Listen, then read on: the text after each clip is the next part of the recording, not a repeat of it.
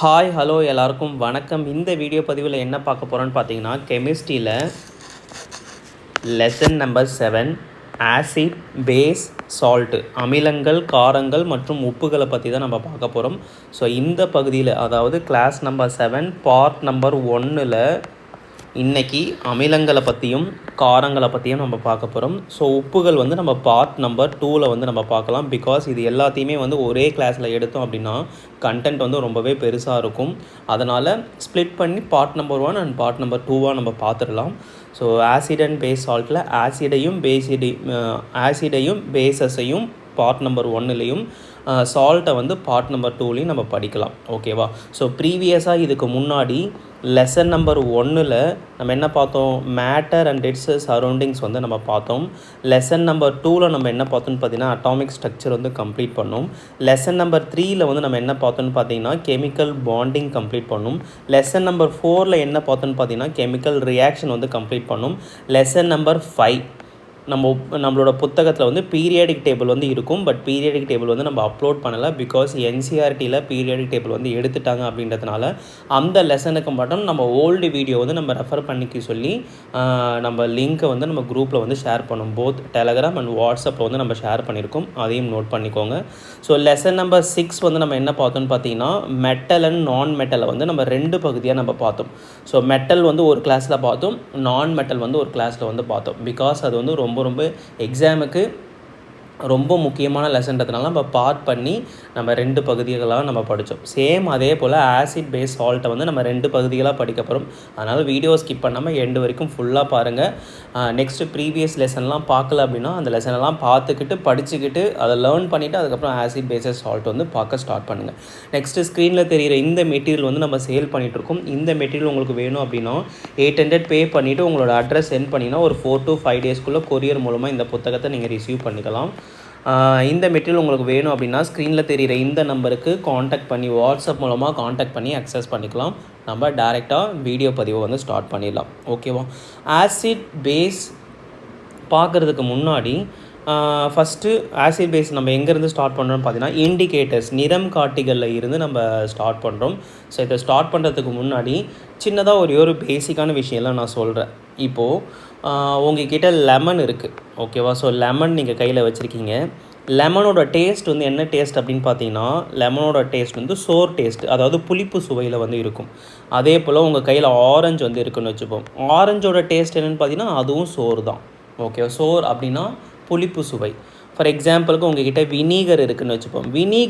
வினீகரோட taste வந்து நீங்கள் பார்த்தாலும் அதோட டேஸ்ட் என்னென்னு பார்த்தீங்கன்னா சோறு தான், புளிப்பு சுவை தான் இருக்கும். ஃபார் எக்ஸாம்பிளுக்கு நீங்கள் கேர்டு தயிர் இருக்குது பார்த்தீங்களா? ஸோ தயிரை எடுத்து நீங்கள் சாப்பிட்டு பார்த்தாலும் தயிர் வந்து என்ன சுவையில் இருக்கும் பார்த்தீங்கன்னா புளிப்பு சுவையில் இருக்கும். ஓகேவா? அதுவே நீங்கள் பேக்கிங் சோடா எடுத்துக்கோங்களேன்.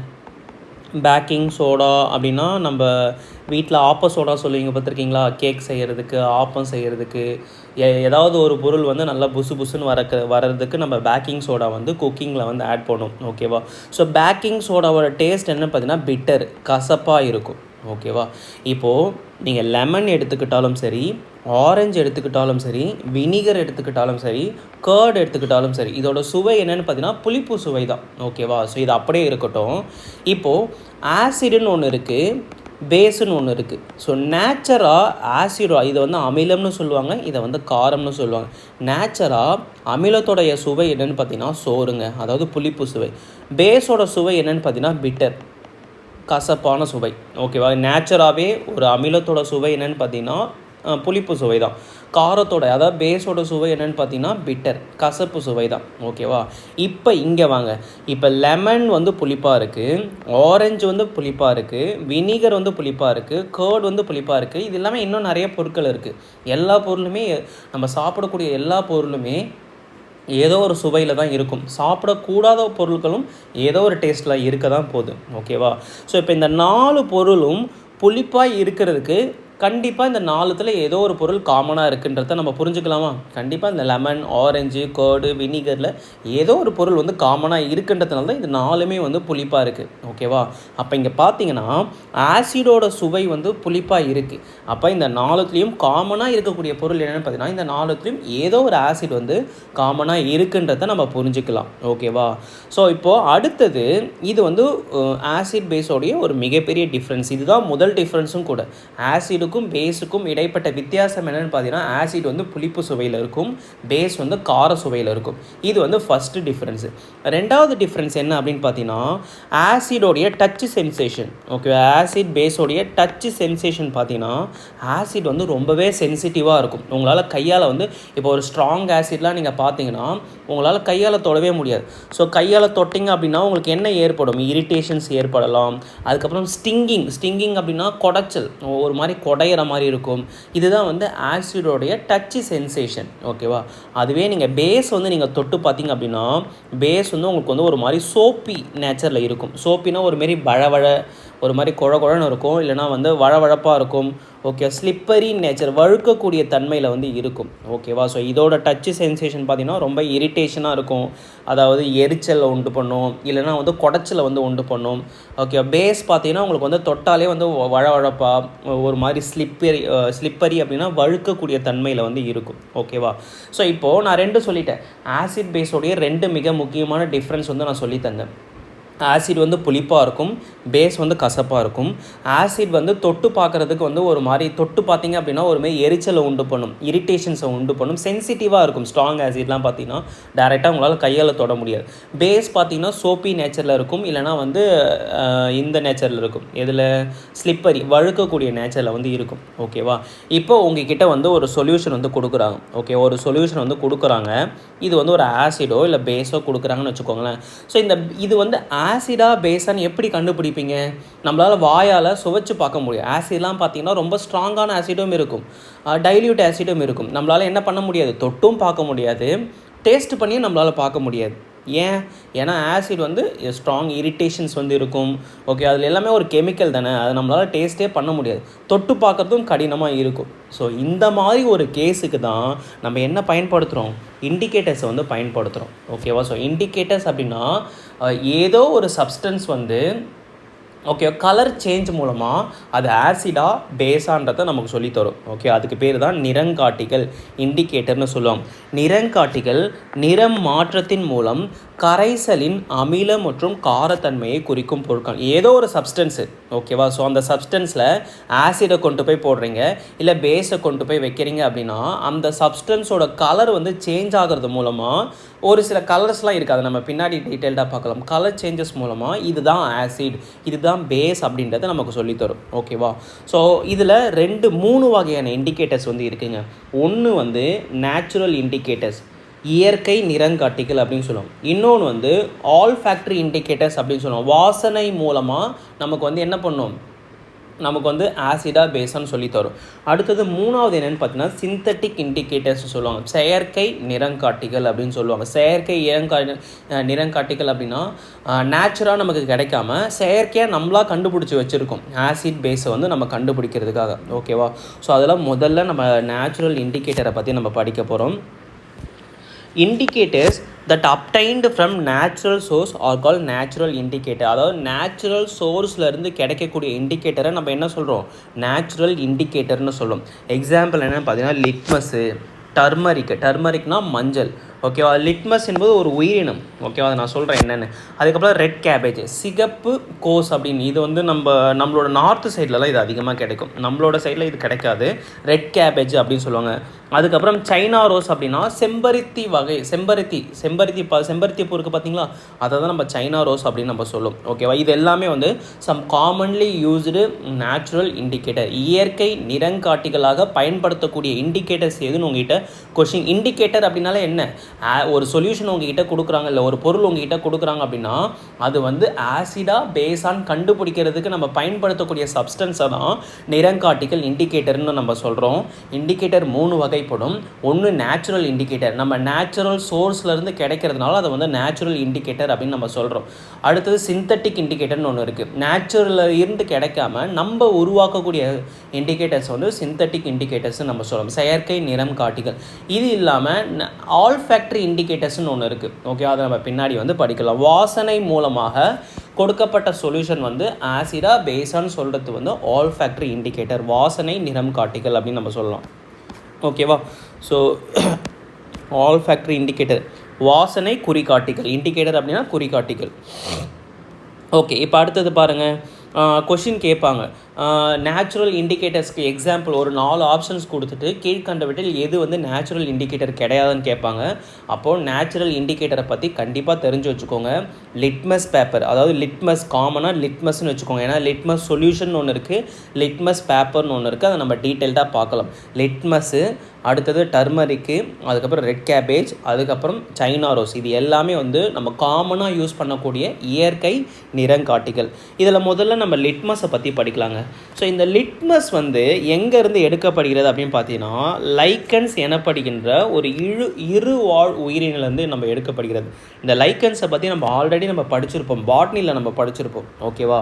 ஸோ ஃபங்கை தெரியுங்களா? எல்லாருக்குமே ஃபங்கை வந்து தெரியும். ஃபங்கை என்பது ஒரு வகையான உயிரினம், பிளான்ட் என்பது ஒரு வகையான உயிரினம், பாக்டீரியா என்பது ஒரு வகையான உயிரினம், புரோட்டோசோவா என்பது ஒரு வகையான உயிரினம், அனிமல்ஸ் என்பது ஒரு வகையான உயிரினம். அதே போல் இந்த ஃபைவ் கிங்டம் கிளாசிஃபிகேஷனில் ஃபங்கை என்பது, பூஞ்சைகள் என்பது ஒரு வகையான உயிரினங்கள்.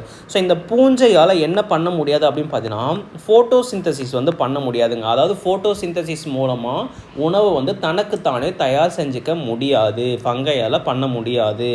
அடுத்தது இன்னொரு உயிரினம் வந்து நம்ம எடுத்துக்கலாம். ஸோ ஆல்கேன்னு ஒரு உயிரினம் இருக்குது. இது வந்து தாவர வகையை சார்ந்த ஒரு உயிரினம் ஆல்கே. ஸோ ஆல்கே என்ன பண்ணும் பார்த்தீங்கன்னா தாவர வகையை சார்ந்தது அப்படின்றதுனால ஆல்கேவால் நல்லா ஃபோட்டோசிந்தசிஸ் பண்ண முடியும். ஃபோட்டோசிந்தசிஸ்னால் ஒளி சேர்க்கை மூலமாக தனக்குத்தானே உணவை வந்து தயார் செஞ்சுக்க முடியும். ஓகேவா? அப்போது இந்த ஃபங்கை வந்து என்ன பண்ணும் அப்படின்னு பார்த்தீங்கன்னா உணவுக்காக ஆல்கேவை, அதாவது பாசிகளை வந்து சார்ந்திருக்கும். இந்த ஆல்கே வந்து இருப்பிடத்துக்காக என்ன பண்ணும் அப்படின்னு பார்த்தீங்கன்னா ஃபங்கையை வந்து சார்ந்திருக்கும். அப்போ பார்த்தீங்கன்னா ஃபங்கையும் ஆல்கேவும் ஒன்றுக்கொன்று ஏதோ ஒரு விஷயத்துக்காக டிபெண்ட் பண்ணியிருக்காங்க. இந்த உயிரினம், இந்த ஃபங்கை ப்ளஸ் ஆல்கே சேர்ந்த உயிரினத்தை தான் நம்ம என்ன சொல்கிறோம், லைச்சன்ஸ் அப்படின்னு நம்ம சொல்கிறோம். இந்த லைச்சன்ஸ் எனப்படுகின்ற இந்த இருவாழ் உயிரில் இருந்து தான் என்ன கண்டுபிடிச்சிருக்காங்க, லிட்மஸ் அப்படின்றத வந்து கண்டுபிடிச்சிருக்காங்க.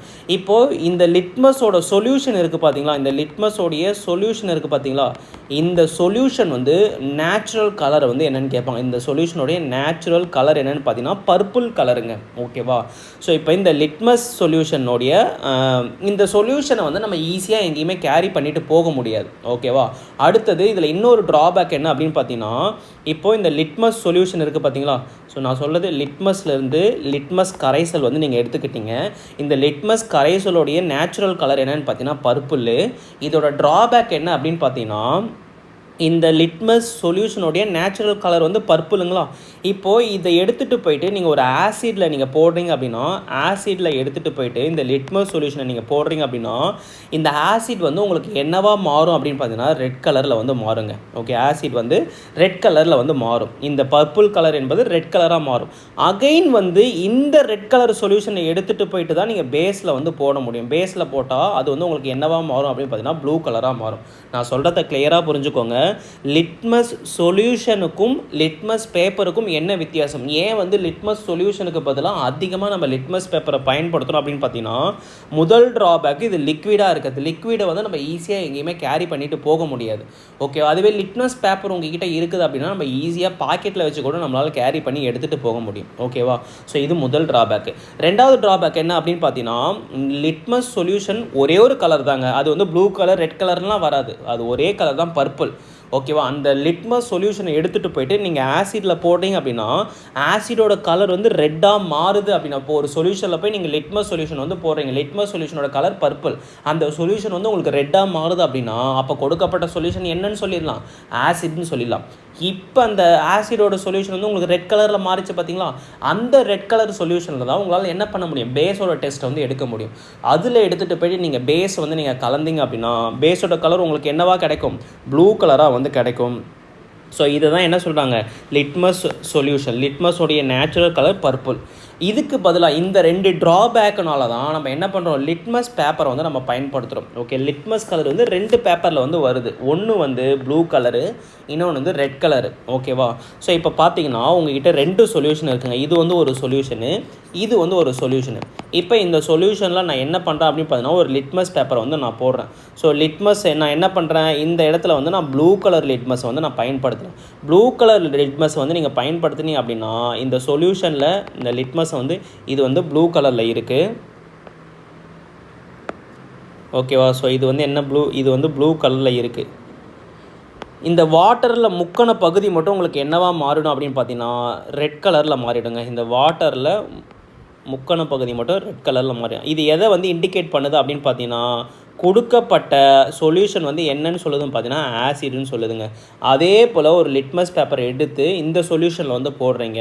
இங்கே நம்ம பயன்படுத்தக்கூடிய லிட்மஸ் என்னென்னு பார்த்தீங்கன்னா ரெட் கலர் லிட்மஸ் வந்து நம்ம பயன்படுத்துகிறோம். ஓகே, ரெட் கலர் லிட்மஸ் வந்து நம்ம பயன்படுத்துகிறோம். அது வந்து உங்களுக்கு என்னவா மாறிடும் பார்த்தீங்கன்னா ப்ளூ கலரில் வந்து சேஞ்ச் ஆகிடும். இது வந்து என்ன கலரில் சேஞ்ச் ஆகிடும் பார்த்தீங்கன்னா ப்ளூ கலரில் வந்து சேஞ்ச் ஆகிடும். கிளியராக புரிஞ்சுதுங்களா. ஸோ லிட்மஸ் வந்து 2 கலரில் வந்து கிடைக்கிது நமக்கு. ஒன்று வந்து ப்ளூ கலரு, இன்னொன்று வந்து ரெட் கலரு. ஆசிட் வந்து என்ன பண்ணும் அப்படின்னு பார்த்தீங்கன்னா ப்ளூ லிட்மஸை ரெட்டாக மாற்றும். பேஸ் வந்து என்ன பண்ணும் பார்த்தீங்கன்னா ரெட் லிட்மஸை ப்ளூவாக மாற்றும். கண்டிப்பாக கொஷின்ஸ் வந்து நிறைய டைம் கேட்டிருக்காங்க. என்னென்னலாம் கேட்பாங்கன்னு பார்த்துக்கோங்க. லிட்மஸ் சொல்யூஷனுடைய ஆக்சுவல் கலர் என்ன, பர்பிள். அடுத்தது லிட்மஸ் வந்து 2 கலரில் வரும். என்னென்ன கலர்னு பார்த்தீங்கன்னா ப்ளூ அண்ட் ரெட் கலரில் வரும். லிட்மஸ் வந்து நேச்சுரல் இண்டிகேட்டராக சிந்தட்டிக் இண்டிகேட்டராக கேட்டால் நேச்சுரல் இண்டிகேட்டர்.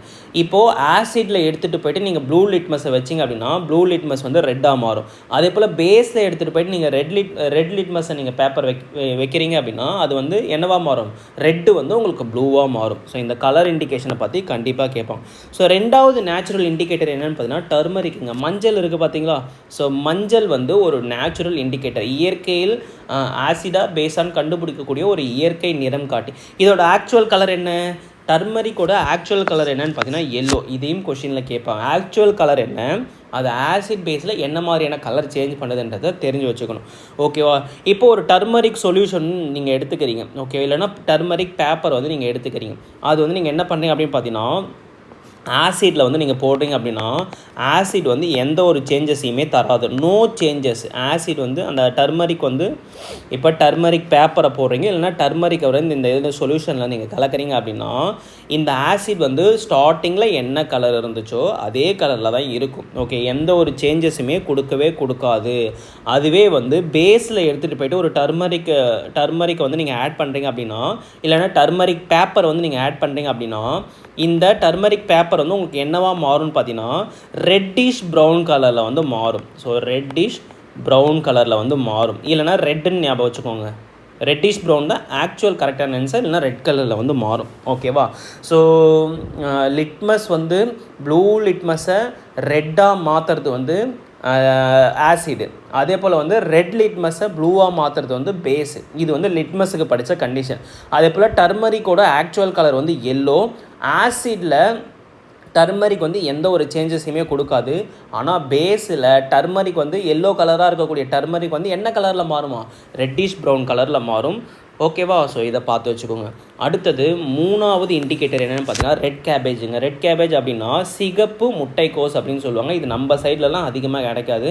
பார்க்குறதுக்கு ஒரு மாதிரி பிங்க் கலரில் இருக்கும். ரெட்டு கிடையாது, ஆக்சுவலாக பிங்க் கலரில் இருக்குங்க. பர்பிள் கலர்னு சொல்லுவாங்க. ஓகேவா.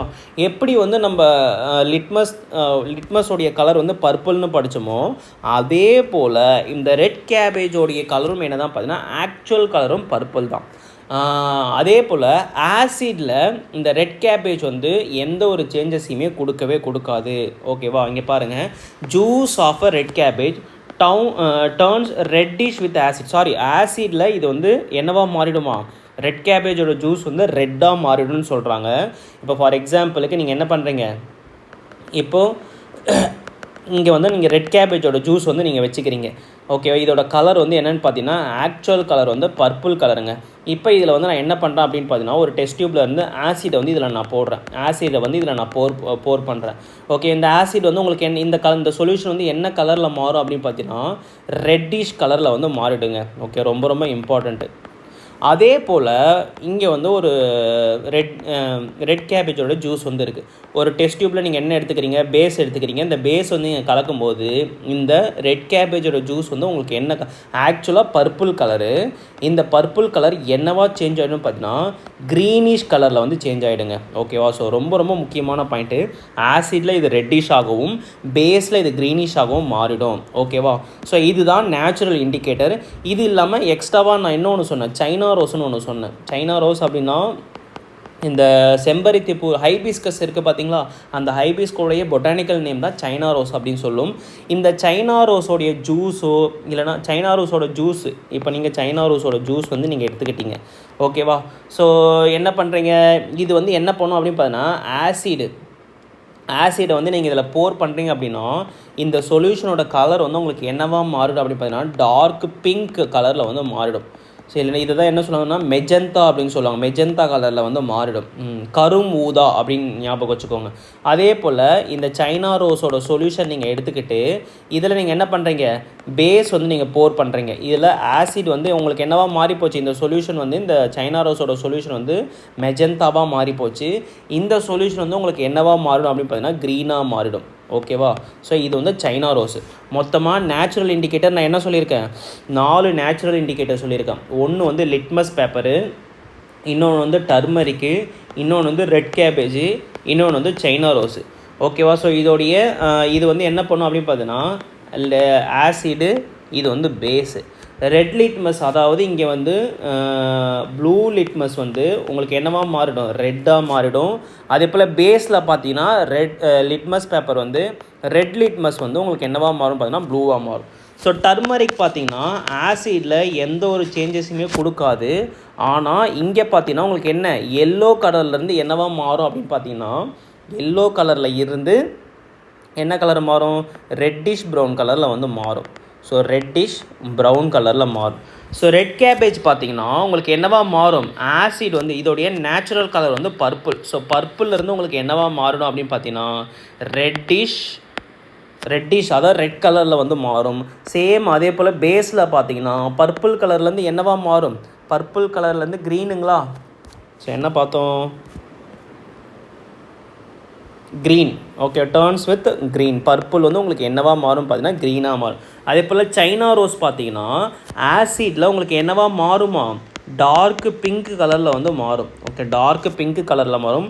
ஆக்சுவல் கலர் வந்து ரெட்டுன்னு நினைக்கிறேன். ஸோ சைனா ரோஸோட சொல்யூஷன் வந்து உங்களுக்கு ஆக்சுவல் கலர் எப்படி இருக்கும், ரெட் கலரில் தான் இருக்கும். அது வந்து டார்க் பிங்காக மாறும். பேஸில் பார்த்தீங்கன்னா அந்த ரெட் சொல்யூஷன் வந்து உங்களுக்கு என்னவா மாறிடுமா, க்ரீனிஷாக மாறிடும். ஓகே, ஸோ க்ரீனிஷாக மாறிடும். ஓகேவா, ஸோ இதை மட்டும் தயவுசெய்து பார்த்து வச்சுக்கோங்க. ரொம்ப ரொம்ப இம்பார்ட்டண்ட்டான டேபிள். அதிக டைம் உங்களோட எக்ஸாமில் வந்து கொஷின் கேட்டிருக்காங்க. ஓகேவா, ஸோ இப்போது நேச்சுரல் இண்டிகேட்டரை பற்றி நம்ம கம்ப்ளீட்டாக படித்தாச்சு. அடுத்தது ஆல்ஃபேக்டரி இண்டிகேட்டர், வாசனை குறிகாட்டிகள். ஓகேவா, அதாவது substance which change their smell when mixed with acid or base are known as olfactory indicator. அமிலம் அல்லது காரத்துடன் கலந்தால் இந்த ஆல்ஃபேக்டரி இண்டிகேட்டர் எடுத்துகிட்டு போய் இந்த வாசனை குறிகாட்டிகளை வந்து அமிலத்திலேயோ காரத்துலேயோ நீங்கள் கலக்கும்போது அந்த வாசனை என்பது மாறுபடுது அப்படின்னா அதை தான் நம்ம என்ன சொல்கிறோம், வாசனை குறிகாட்டிகள் அப்படின்னு நம்ம சொல்கிறோம். இதில் நம்ம மோஸ்ட் காமனாக யூஸ் பண்ணக்கூடிய 2 ஆல்ஃபேக்டரி இண்டிகேட்டர் என்னென்னு பார்த்தீங்கன்னா, ஒன்று வந்து ஆனியன், இது நேச்சுராக கிடைக்கக்கூடியது.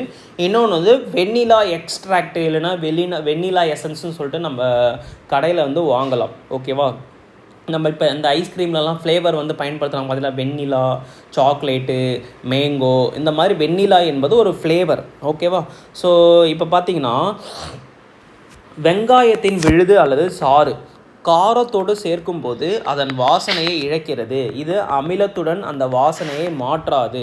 ஓகேவா, ஸோ இப்போ நீங்கள் ஆனியன் வந்து நீங்கள் எடுத்துக்கிட்டிங்க அப்படின்னா இப்போ ஆனியன் ஜூஸ் இருக்குங்க. ஸோ ஆனியன் ஜூஸ் இருக்குது. இந்த ஆனியன் ஜூஸில் நீங்கள் பேஸ் வந்து ஆட் பண்ணும்போது உங்களுக்கு என்ன ஆகும் பார்த்தீங்கன்னா, ஆனியனுக்கு ஒரு ஸ்மெல் இருக்கும் பார்த்தீங்களா, அந்த ஸ்மெல் வந்து கம்ப்ளீட்டாக போயிடும். எப்போது ஆனியன் ஜூஸ் வந்து பேஸ் கூட ரியாக்ட் ஆகும்போது ஆனியன் ஜூஸோடைய ஸ்மெல் வந்து கம்ப்ளீட்டாக போயிடும். அதுவே ஆனியன் ஜூஸில் நீங்கள் ஆசிடை வந்து சேர்க்கும்போது அந்த ஆனியன் ஜூஸோட ஸ்மெல்லில் எந்த ஒரு வித்தியாசமும் ஏற்படவே படாது. ஓகேவா? பேஸ் கூட ஆனியன் ஜூஸ் சேர்க்கும்போது தான் அந்த ஆனியனோட ஸ்மெல் வந்து போயிடும். அப்போ நம்ம என்ன சொல்லிடலாம், கொடுக்கப்பட்ட பொருள் வந்து பேஸுன்னு நம்ம சொல்லிடலாம். ஓகேவா?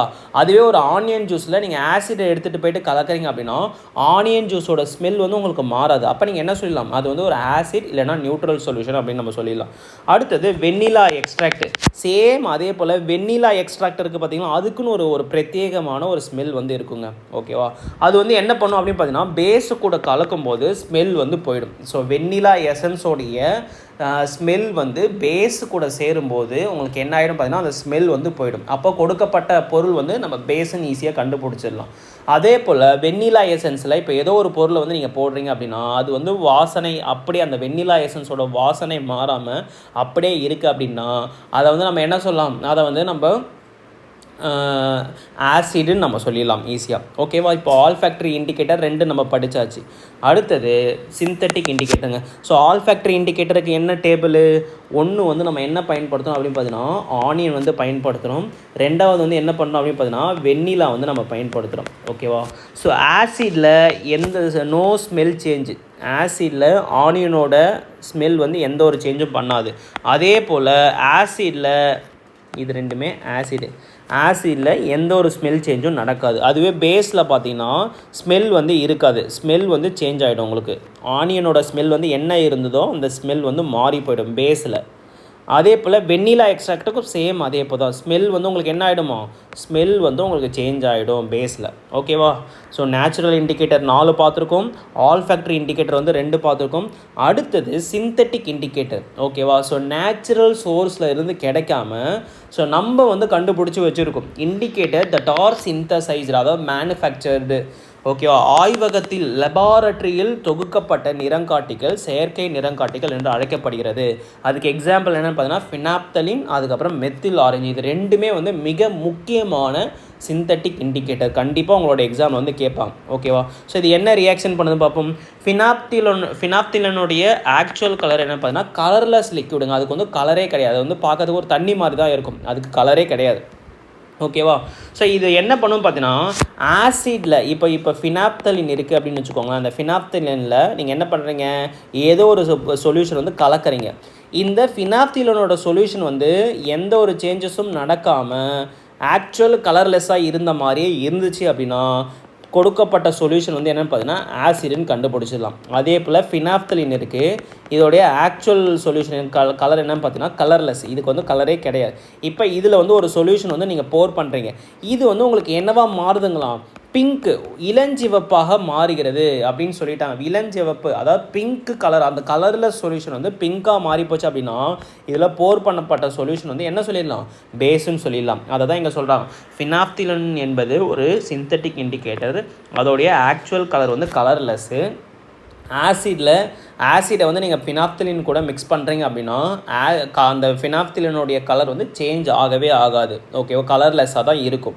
அதே போல் ஃபினாப்திலின் சொல்யூஷனில் நீங்கள் பேஸ் எடுத்துகிட்டு போயிட்டு கலக்கிறீங்க அப்படின்னா இந்த ஃபினாப்திலினோட சொல்யூஷன் வந்து உங்களுக்கு என்ன கலரில் மாறிடுமா, பிங்க் கலரில் வந்து மாறிடும். ரொம்ப ரொம்ப இம்பார்ட்டண்ட். அதே போல் தான் மெத்தில் ஆரஞ்சும். ஸோ மெத்தில் ஆரஞ்சோடைய நேச்சுரல் கலர் என்னென்னு பார்த்தீங்கன்னா ஆரஞ்சு கலரில் இருக்குங்க. இப்போது இங்கே பாருங்கள், மெத்தில் ஆரஞ்சு வந்து நீங்கள் எடுத்துக்கிறீங்க. ஸோ இதோடைய கலர் என்னென்னு பார்த்தீங்கன்னா ஆக்சுவல் கலர் வந்து ஆரஞ்சு. ஓகேவா? இப்போ என்ன பண்ணுறீங்க, ஏதோ ஒரு சொல்யூஷன் வந்து நீங்கள் போர் பண்ணுறீங்க. ஓகேவா? இந்த orange colour methyl orange solution வந்து உங்களுக்கு ரெட்டாக மாறுச்சு அப்படின்னா நீங்கள் போர் பண்ணப்பட்ட சொல்யூஷன் வந்து என்ன, ஆசிட்னு கண்டுபிடிச்சிடலாம். அதே போல் உங்களுக்கு மெத்தில் ஆரஞ்சு சொல்யூஷன் நீங்கள் எடுத்துக்கோங்க. இதோட ஆக்சுவல் கலர் என்னென்னு பார்த்தீங்கன்னா ஆரஞ்சு. ஓகே, இப்போ இதில் வந்து ஒரு சொல்யூஷன் வந்து நீங்கள் போர் பண்ணுறீங்க. ஓகே, இந்த ஆரஞ்சு கலர் வந்து உங்களுக்கு என்னவா மாறிடுச்சு, எல்லோவாக மாறி போச்சு அப்படின்னா போர் பண்ணப்பட்ட சொல்யூஷன் என்னென்னு பார்த்தீங்கன்னா பேஸ். அதாவது ஊற்றப்பட்ட சொல்யூஷன் என்னென்னு பார்த்தீங்கன்னா இதில் கலக்கப்பட்ட சொல்யூஷன் என்னென்னு பார்த்தீங்கன்னா பேஸ் நம்ம கண்டுபிடிச்சிடலாம். ஓகேவா? ஸோ இப்போது நேச்சுரல் இண்டிகேட்டர் 4, ஆல்ஃபேக்டரி இண்டிகேட்டர் 2, அதுக்கப்புறம் சிந்தட்டிக் இண்டிகேட்டரில் வந்து ஃபினாப்தலின் ஒன்று பார்த்துருக்கோம், அதுக்கப்புறம் மெத்தில் ஆரஞ்சு வந்து பார்த்துருக்கோம். ஓகேவா? ஃபினாப்தலின் வந்து ஆக்சுவல் வந்து கலர்லெஸ்ஸு. ஓகேவா? ஸோ ஆசிடை வந்து நீங்கள் போடும்போது எந்த ஒரு சேஞ்சஸும் நடக்காது. ஆனால் பேஸில் வந்து அது என்ன கலரை சேஞ்ச் பண்ணிடும் பார்த்தீங்கன்னா அந்த கலர்லெஸ் சொல்யூஷன் வந்து பிங்க் கலராக மாறும். அதே போல் மெத்தில் ஆரஞ்சோடைய ஆக்சுவல் கலர் என்னென்னு பார்த்தீங்கன்னா ஆரஞ்சு. ஆசிடில் போடும்போது அது என்னவாக மாறும் பார்த்தீங்கன்னா ரெட்டாக மாறும். பேஸில் போடும்போது அந்த ஆரஞ்சு கலர் உங்களுக்கு என்னவாக மாறிடுமா? எல்லோ கலராக மாறும். ஓகேவா? ஸோ மொத்தமாக இது எல்லாமே இது உங்களோட எக்ஸாமில் கேட்கக்கூடிய மிக முக்கியமான டேபிள். ஓகேவா? இதை தான் நம்ம அங்கே வந்து டீட்டெயில்டாக நம்ம கொடுத்துருக்கோம். லிட்மஸ் பேப்பரோடைய கலர் என்ன, அது வந்து ஆசிடில் எப்படி மாறும், பேஸில் வந்து எப்படி மாறும், டர்மரிக்கு, ரெட் கேபேஜு, அதுக்கப்புறம் சைனா ரோஸ், இது 4ம் நேச்சுரல் இண்டிகேட்டரு. ஆனியன், வெண்ணிலா, இது 2ம் ஆல்ஃபேக்டரி இண்டிகேட்டரு.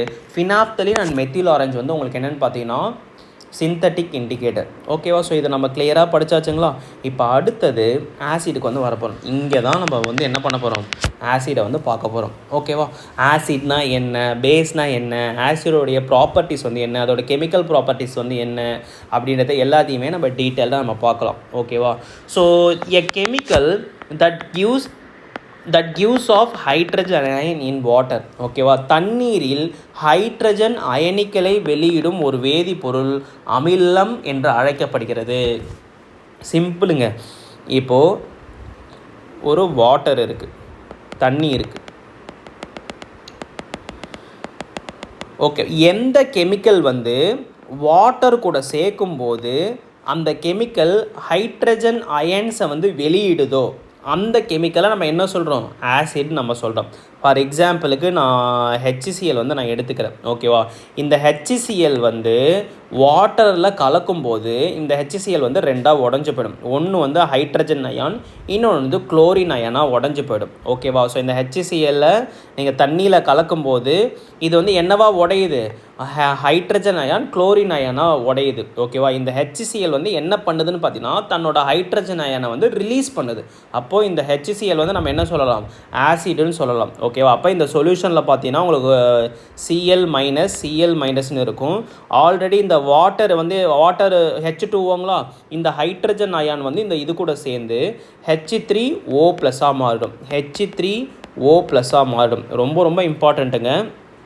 ஓகேவா? எந்த கெமிக்கல் வந்து வாட்டரில் கரையும் போது தன்னோட ஹைட்ரஜன் அயனை ரிலீஸ் பண்ணுதோ அந்த சொல்யூஷனை தான் நம்ம என்ன சொல்கிறோம்?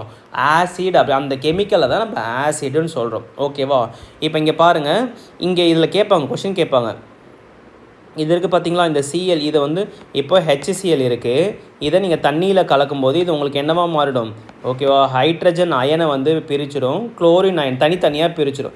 இந்த ஹைட்ரஜன் அயான் வந்து ஆல்ரெடி இருந்த கூட வாட்டர் கூட சேர்ந்து என்னவா மாறிடுமா? H3O+ மாறும். இதுக்கு பேர் தான் என்ன சொல்லுவாங்க பார்த்தீங்கன்னா ஹைட்ரோனியம் அயான்னு சொல்லுவாங்க. ரொம்ப ரொம்ப இம்பார்ட்டண்ட்டுங்க. ஓகேவா? இப்படியும் சொல்லலாம். இன்னொரு டெஃபினேஷன் சொல்லலாம். எந்த கெமிக்கல் வந்து வாட்டரில் கரையும் போது ஹைட்ரோனியம் அயனை வந்து உருவாக்குதோ அந்த கெமிக்கலை வந்து நம்ம என்ன சொல்லலாம்? ஆசிட்னு சொல்லலாம். இது ரெண்டுத்தையும் தெரிஞ்சு வச்சுக்கோங்க. ஓகேவா?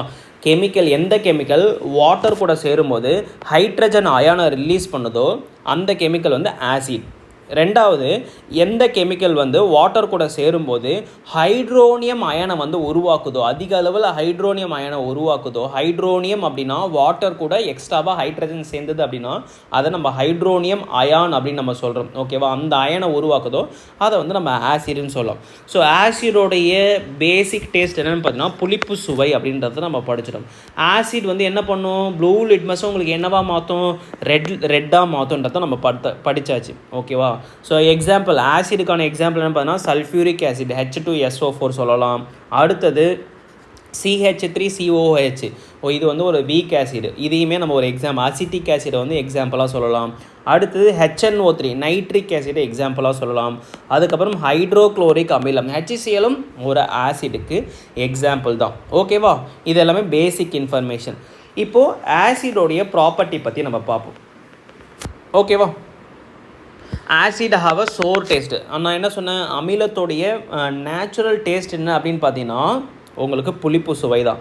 அடுத்தது இது வந்து ப்ளூ லிட்மஸ் பேப்பரை என்ன கலரில் மாறுமா? ரெட் கலரில் வந்து மாற்றும். ப்ளூ லிட்மஸை இது என்ன கலரில் மாற்றும் அப்படின்னு பார்த்தீங்கன்னா ரெட் கலரில் வந்து சேஞ்ச் பண்ணிடும்.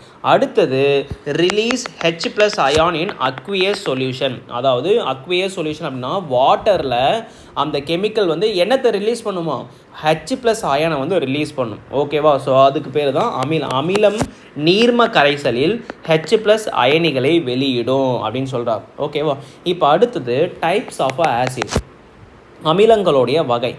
Acid are divided into 2 types on their basis of occurrence, natural acid, mineral acid. அதாவது ஆன் தேர் அக்கரன்ஸ் அப்படின்னா அதாவது சோர்ஸ் அடிப்படையிலங்க, on the basis of source அடிப்படையில். சோர்ஸ் அப்படின்னா ஒன்று நமக்கு நேச்சுராக கிடைக்கலாம், இன்னொன்று வந்து சிந்தட்டிக்காக கிடைக்கலாம். சிந்தட்டிக் அதாவது நேச்சுரல் பொருள். நேச்சுரல் அப்படின்னா பிளான்ஸில் இருந்தோ அனிமல்ஸில் இருந்தோ கிடைக்கக்கூடிய ஆசிடை வந்து நம்ம என்ன சொல்கிறோம்? நேச்சுரல் ஆசிடுன்னு நம்ம சொல்கிறோம். அதே போல் மினரல்ஸ் மூலமாக கிடைக்கக்கூடிய அந்த ராக்ஸு, மினரல்ஸு, அதிலிருந்து கிடைக்கக்கூடிய செயற்கை அமிலத்தை வந்து நம்ம என்ன சொல்கிறோம்? செயற்கை அமிலம், மினரல் தாது அமிலங்கள் அப்படின்னு நம்ம சொல்கிறோம். ஓகேவா? இங்கே பாருங்கள், acid which are obtained from natural sources are called natural acid. அதுக்கு இன்னொரு பேர் என்னென்னு பார்த்தீங்கன்னா ஆர்கானிக் ஆசிட் அப்படின்னு நம்ம சொல்லலாம். நேச்சுரல் சோர்ஸ் அப்படின்னா எங்கேருந்து கிடைக்கும் பார்த்தீங்கன்னா தாவரத்தில் இருந்தோ அனிமலில் இருந்தோ கிடைக்கக்கூடிய அமிலத்துக்கு இயற்கை அமிலம் அல்லது ஆர்கானிக் அமிலங்கள், கரிம அமிலங்கள் என்று அழைக்கப்படுகிறது. ரொம்ப ரொம்ப இம்பார்ட்டண்ட்டான பாயிண்ட்டு. ஸோ அதுக்கு எக்ஸாம்பிள் என்னென்னு பார்த்தீங்கன்னா மெத்தியானிக் ஆசிட். ஓகேவா? மெத்தியானிக் ஆசிட் அதாவது இதுக்கு இன்னொரு பேர் இருக்குது, ஃபார்மிக் அமிலம் அப்படின்னு சொல்லுவாங்க. ஓகே, ஃபார்மிக் அமிலம்.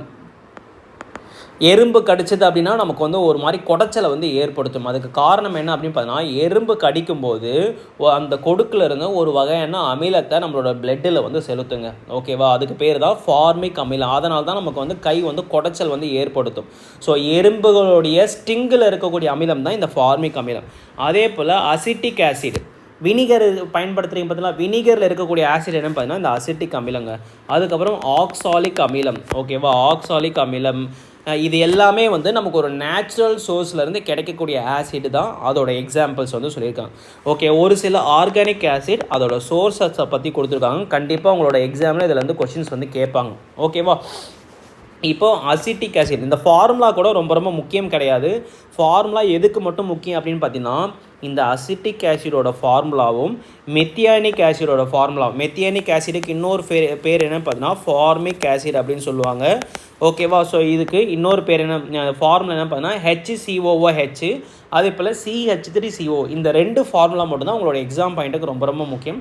மற்ற எல்லா ஃபார்முலாவும் ஒமிட் பண்ணுறதா இருந்தாலும் பண்ணிடலாம், ஒன்றும் பிரச்சனை கிடையாது. பட் சோர்ஸ் வந்து ரொம்ப ரொம்ப முக்கியம். இந்த அசிட்டிக் ஆசிட் எங்கெல்லாம் இருக்குது, ஆஸ்காரிபிக் அமிலம் எங்கெல்லாம் இருக்குது அப்படின்றத நம்ம தெரிஞ்சு வச்சுக்கணும். ஓகேவா? நம்ம பயன்படுத்தக்கூடிய வினிகர் இருக்குது பார்த்தீங்களா, கொஷின் கேட்பாங்க வினிகரில் என்ன மாதிரியான ஆசிட் இருக்குது. வினிகரில் இருக்கக்கூடிய ஆசிட் என்னன்னு பார்த்தீங்கன்னா அசிட்டிக் அமிலம். அதே போல் நம்ம சாப்பிடக்கூடிய கொய்யா இருக்குது பார்த்தீங்களா, கொய்யா, அதுக்கப்புறம் ஆம்லா அப்படின்னா நெல்லிக்காய், நம்ம பயன்படுத்தக்கூடிய நெல்லிக்காவாக இருக்கட்டும் இல்லை நம்ம சாப்பிடக்கூடிய கொய்யாவாக இருக்கட்டும், இதில் இருக்கக்கூடிய அமிலம் என்ன அப்படின்னு பார்த்தீங்கன்னா ஆஸ்காரபிக் அமிலம். ரொம்ப ரொம்ப இம்பார்ட்டண்ட்டான பகுதிங்க, பார்த்து வச்சுக்கோங்க. அதுக்கப்புறம் லெமன், இது ரொம்ப ரொம்ப ஈஸி. நம்ம வீட்டில் இருக்கக்கூடிய எலுமிச்சம்பழமாக இருக்கட்டும், ஆரஞ்சாக இருக்கட்டும், நாத்தங்காவாக இருக்கட்டும், சாத்துக்குடியாக இருக்கட்டும், இந்த மாதிரி சிட்ரஸ் ஃப்ரூட்டில் இருக்கக்கூடிய அமிலம் என்னன்னு பார்த்தீங்கன்னா சிட்ரிக் அமிலங்க. அதே போல் புளிப்பான பால்.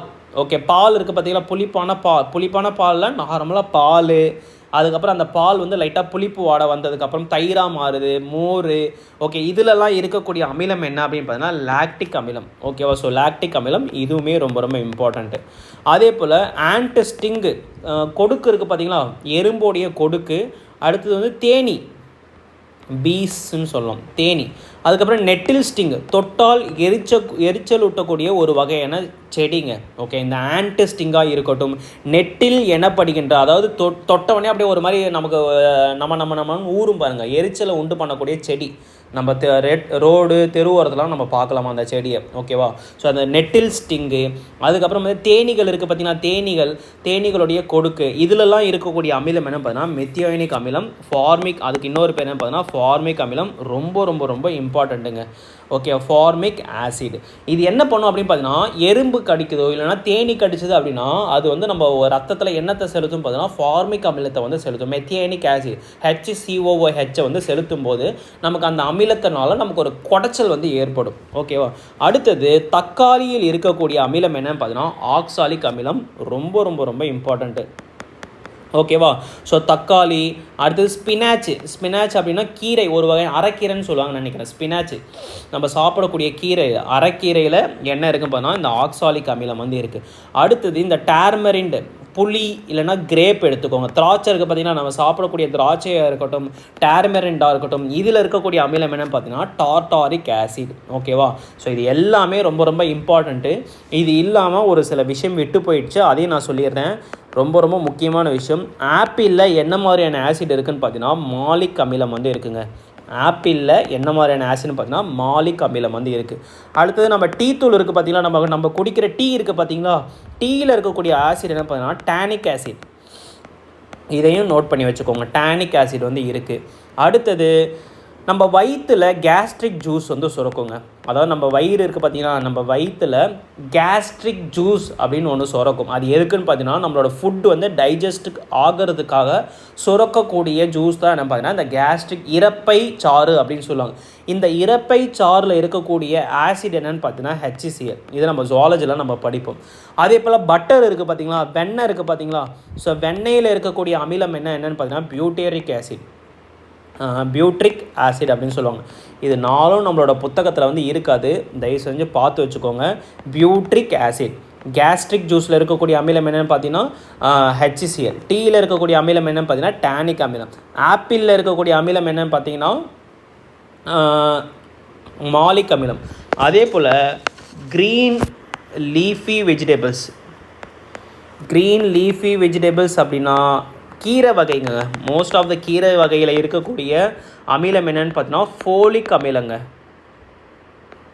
Folic acid. ஓகே, இந்த 5 பாயிண்ட்டை வந்து நோட் பண்ணி வச்சுக்கோங்க, உங்களோட எக்ஸாமில் அதிகமாக கேட்குறதுக்கான வாய்ப்புகள் வந்து இருக்குது. அடுத்தது இப்போது ஆர்கானிக் ஆசிடை வந்து படித்தாச்சு. ஆர்கானிக் ஆசிட் வந்து நேச்சுரல் பிளான்ட்டு, அனிமல் போன்ற நேச்சுரல் சோர்ஸஸ்லேருந்து கிடைக்கிது அப்படின்னு நம்ம பார்த்தாச்சு. அதுக்கப்புறம் நேச்சுரல் சோர்ஸ், அந்த சோர்ஸ்னால் என்ன, எந்த சோர்ஸ்லேருந்து அந்த அமிலம் வருது அப்படின்றத நம்ம பார்த்தோம். ஆப்பிளில் என்ன மாதிரியான அமிலம் இருக்குது, தக்காளியில் என்ன மாதிரியான அமிலம் இருக்குது, டீயில் என்ன மாதிரியான அமிலம் இருக்குது, அடுத்தது அசிட்டிக் ஆசிட், வினிகரில் என்ன மாதிரியான அமிலம் இருக்குது, இது எல்லாமே நம்ம படித்தாச்சு. இப்போ அடுத்தது மினரல் ஆசிட். மினரல் ஆசிட் என்னென்னு பார்த்தீங்கன்னா நேச்சுரல் சோர்ஸஸ்லேருந்து நமக்கு கிடைக்கவே கிடைக்காது. பிளான்ஸில் இருந்தோ அனிமல்ஸில் இருந்தோ கிடைக்காது. இருப்பினும் அது எங்கே கிடைக்கும் பார்த்தீங்கன்னா பாறைகள், ராக்ஸு, அதுக்கப்புறம் மினரல்ஸு, தாதுக்களில் இருந்து ராக்ஸுக்கு மேலே மினரல்ஸ் இருக்கும். ஸோ அந்த மினரல்ஸ்லேருந்து கிடைக்கக்கூடிய ஆசிடை தான் நம்ம என்ன சொல்கிறோம், மினரல் ஆசிடு, தாது அமிலம் அப்படின்னு சொல்லுவோம். இல்லைனா வந்து இன்ஆர்கானிக் ஆசிட், அதுக்கு இன்னொரு பேர் என்னென்னு பார்த்தீங்கன்னா கனிம அமிலங்கள். அது வந்து நம்ம என்ன, ஆர்கானிக் ஆசிடோடைய தமிழ் நேம் வந்து கரிம அமிலங்கள், இன்ஆர்கானிக் ஆசிடோடைய தமிழ் நேம் என்ன பார்த்தீங்கன்னா கனிம அமிலங்கள். மனிதனால் உருவாக்கப்பட்ட அமிலங்கள் அல்லது செயற்கை அமிலங்கள் தாது அமிலங்கள் என்று அழைக்கப்படுகிறது. தாதுக்களிலிருந்து தயாரிக்கப்படும் அமிலங்கள் தாது அமிலங்கள் என்று அழைக்கப்படுகிறது. ஸோ உதாரணமாக ஹைட்ரோக்ளோரிக் ஆசிட் சொல்லலாம், சல்ஃபியூரிக் ஆசிட் சொல்லலாம், நைட்ரிக் ஆசிட் சொல்லலாம், கார்போனிக் ஆசிட். இந்த கார்போனிக் ஆசிட் எங்கே பயன்படுது, நம்ம சாஃப்ட் ட்ரிங்க்கு குடிக்கிறோம் பார்த்தீங்கன்னா கொக்கோ கோலா, பெப்சி, இதில் இருக்கக்கூடிய ஆசிட் வந்து என்னென்னு பார்த்தீங்கன்னா இந்த கார்போனிக் ஆசிடுங்க. இதை ஓப்பன் பண்ணோடனே ஒரு கேஸ் வரும் பார்த்தீங்களா, அதுக்கு காரணம் வந்து இந்த கார்போனிக் அமிலம் தான். ஓகேவா? அதாவது வாட்டர் கூட கார்பன் டை ஆக்சைடு சேர்த்திங்க அப்படின்னா நமக்கு கிடைக்கக்கூடிய அமிலம் என்னென்னு பார்த்தீங்கன்னா கார்போனிக் அமிலம். ஓகேவா? அடுத்தது பாஸ்போரிக் அமிலம். இது எல்லாமே இன்ஆர்கானிக் ஆசிடுக்கு மிக சிறந்த உதாரணம். ஓகேவா? ஓகே, இப்போ அடுத்தது பாருங்கள், கெமிக்கல் ப்ராப்பர்ட்டிஸ் ஆஃப் ஆசிட். ஆசிடோடைய கெமிக்கல் ப்ராப்பர்ட்டிஸை பற்றி நம்ம படிக்க போகிறோம். acid gives hydrogen gas along with respective salt when they react with the metal. அதாவது என்ன சொல்கிறான்னு பார்த்தீங்கன்னா, மெட்டல் வந்து ஆசிட் கூட ரியாக்ட் ஆச்சு அப்படின்னா நமக்கு என்ன கொடுக்கும் பார்த்தீங்கன்னா ஒரு உப்பை வந்து கொடுக்கும். கூடவே எந்த கேஸை வந்து வெளியேற்றுன்னு பார்த்தீங்கன்னா ஹைட்ரஜன் கேஸை வந்து வெளியேற்றும். ரொம்ப ரொம்ப ரொம்ப இம்பார்ட்டண்ட்டுங்க. ஸோ மெட்டல் ஆசிட் கூட ரியாக்ட் ஆச்சுன்னா சால்ட்டை கொடுக்கும், ப்ளஸ் உங்களுக்கு என்ன கொடுக்கும், ஹைட்ரஜன் கேஸை வந்து கொடுக்கும். ஓகேவா? எக்ஸாம்பிள் பாருங்கள். ஜிங்க் என்பது ஒரு மெட்டலுங்களா? ஜிங்க் என்பது ஒரு மெட்டல். ஹைட்ரோக்ளோரிக் அமிலமா? ஹைட்ரோக்ளோரிக் அமிலம் என்பது என்ன, ஒரு ஸ்ட்ராங்கான ஆசிட். இந்த ஸ்ட்ராங் ஆசிட் வீக் ஆசிட் தான் என்ன நம்ம பின்னாடி வந்து நம்ம பார்க்கலாம். ஓகேவா? ஸோ இது வந்து ஒரு ஆசிட். இப்போ இது ரெண்டும் சேரும்போது என்ன ஹைட்ரஜனை விட ஜிங்கோட ரியாக்டிவிட்டி என்பது அதிகங்க. ஓகே, ஹைட்ரஜனை கம்பேர் பண்ணும்போது ஜிங்கோட ரியாக்டிவிட்டி வந்து அதிகம். அதனால் இந்த ஹைட்ரஜன் வந்து தனியாக டிஸ்பிளேஸ் ஆகி இந்த ஜிங்க் வந்து யார் கூட போய் சேர்ந்துருவா, இந்த குளோரின் கூட போய் சேர்ந்து என்ன சால்ட்டை வந்து உருவாக்குதுங்களா, ஜிங்க் குளோரைடு, துத்தநாக குளோரைடு சால்ட்டை வந்து உருவாக்கும். கூடவே எதை வந்து வெளியேற்றும்னு பார்த்தீங்கன்னா ஹைட்ரஜன் கேஸை வந்து வெளியேற்றும். ஸோ இது மட்டும்தான் எக்ஸாம்பிளான்னு கேட்டிங்கன்னா, இங்கே பாருங்கள். சோடியம் என்பது என்ன, ஒரு மெட்டலுங்களா? சோடியம் என்பது ஒரு மெட்டலு. H2SO4 என்பது ஒரு ஆசிடு, ஸ்ட்ராங் ஆசிடு, ஒரு வலிமை மிக்க அமிலம். இப்போ இது பார்த்தீங்கன்னா ஹைட்ரஜனை கம்பேர் பண்ணும்போது சோடியத்தோட ரியாக்டிவிட்டி ரொம்ப ரொம்ப அதிகம். அதனால் இந்த ஹைட்ரஜன் வந்து டிஸ்பிளேஸ் ஆகி இந்த சோடியம் வந்து இந்த சல்ஃபேட் கூட ஜாயின் ஆகி என்ன சால்ட்டை வந்து உருவாக்குது, சோடியம் சல்ஃபேட் எனப்படுகின்ற ஒரு உப்பை வந்து உருவாக்கும். கூடவே எந்த கேஸை வந்து வெளியேற்றுன்னு பார்த்தீங்கன்னா இந்த ஹைட்ரஜன் கேஸை வந்து வெளியேற்றும். ஓகேவா? இந்த ரியாக்டிவிட்டி சீரிஸ் வந்து தெரிஞ்சு வச்சுக்கோங்க. இதுக்கு நான் ஆல்ரெடி ஒரு ஷார்ட்கட் வந்து நான் சொல்லி கொடுத்தேன்னு நினைக்கிறேன். அப்படி இல்லைன்னா மனப்பாடம் பண்ணி கூட வச்சுக்கோங்க. ஓகேவா?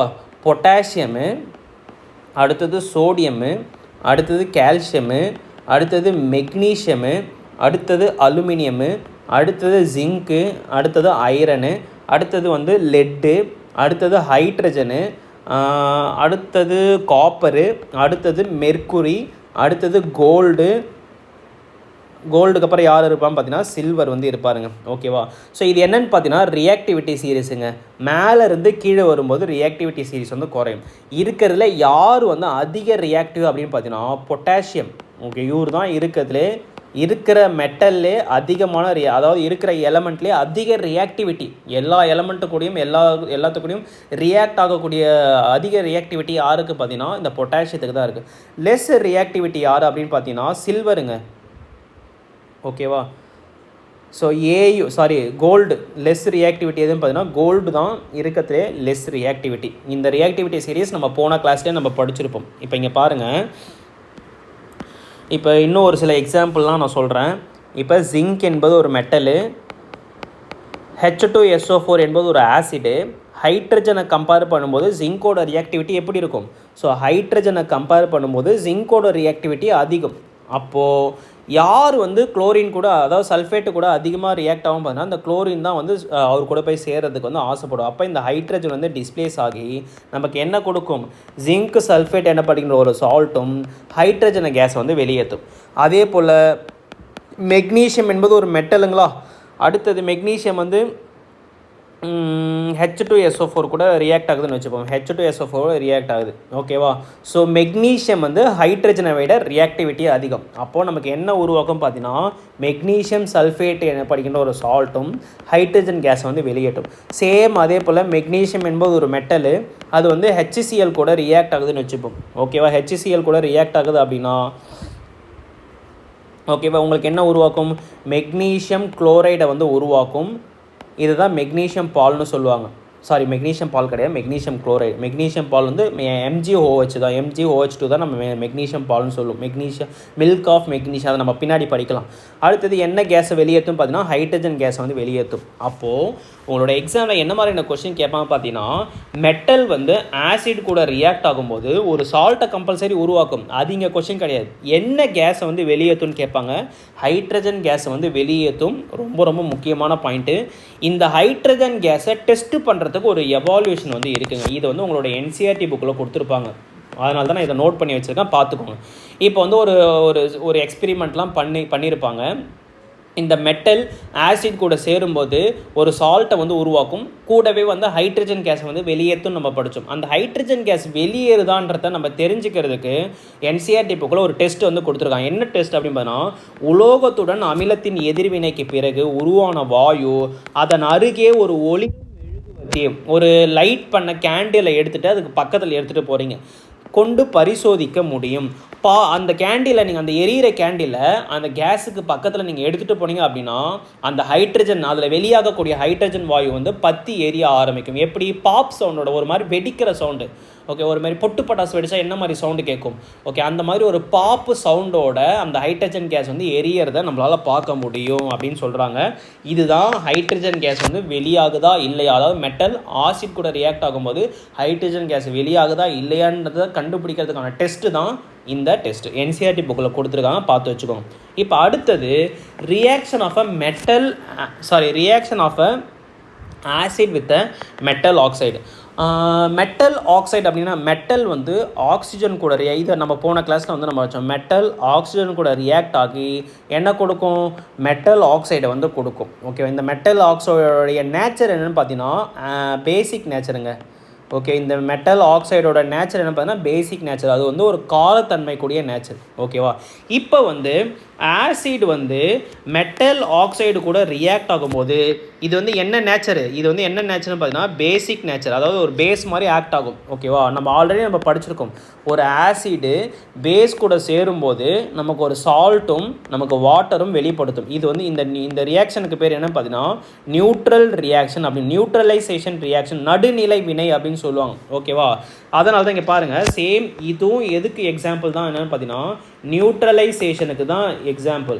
ஏன் அப்படின்னு பார்த்தீங்கன்னா ஒரு ஆசிடு சில பேஸுக்கு பதிலாக நம்ம மெட்டல் ஆக்சைடு தானே சேர்க்குறோன்னு கேட்டிங்கன்னா metal oxide metal plus oxide metal oxide கூட ரியாக்ட் ஆகும்போது நமக்கு மெட்டல் ஆக்சைடை கொடுக்கும்.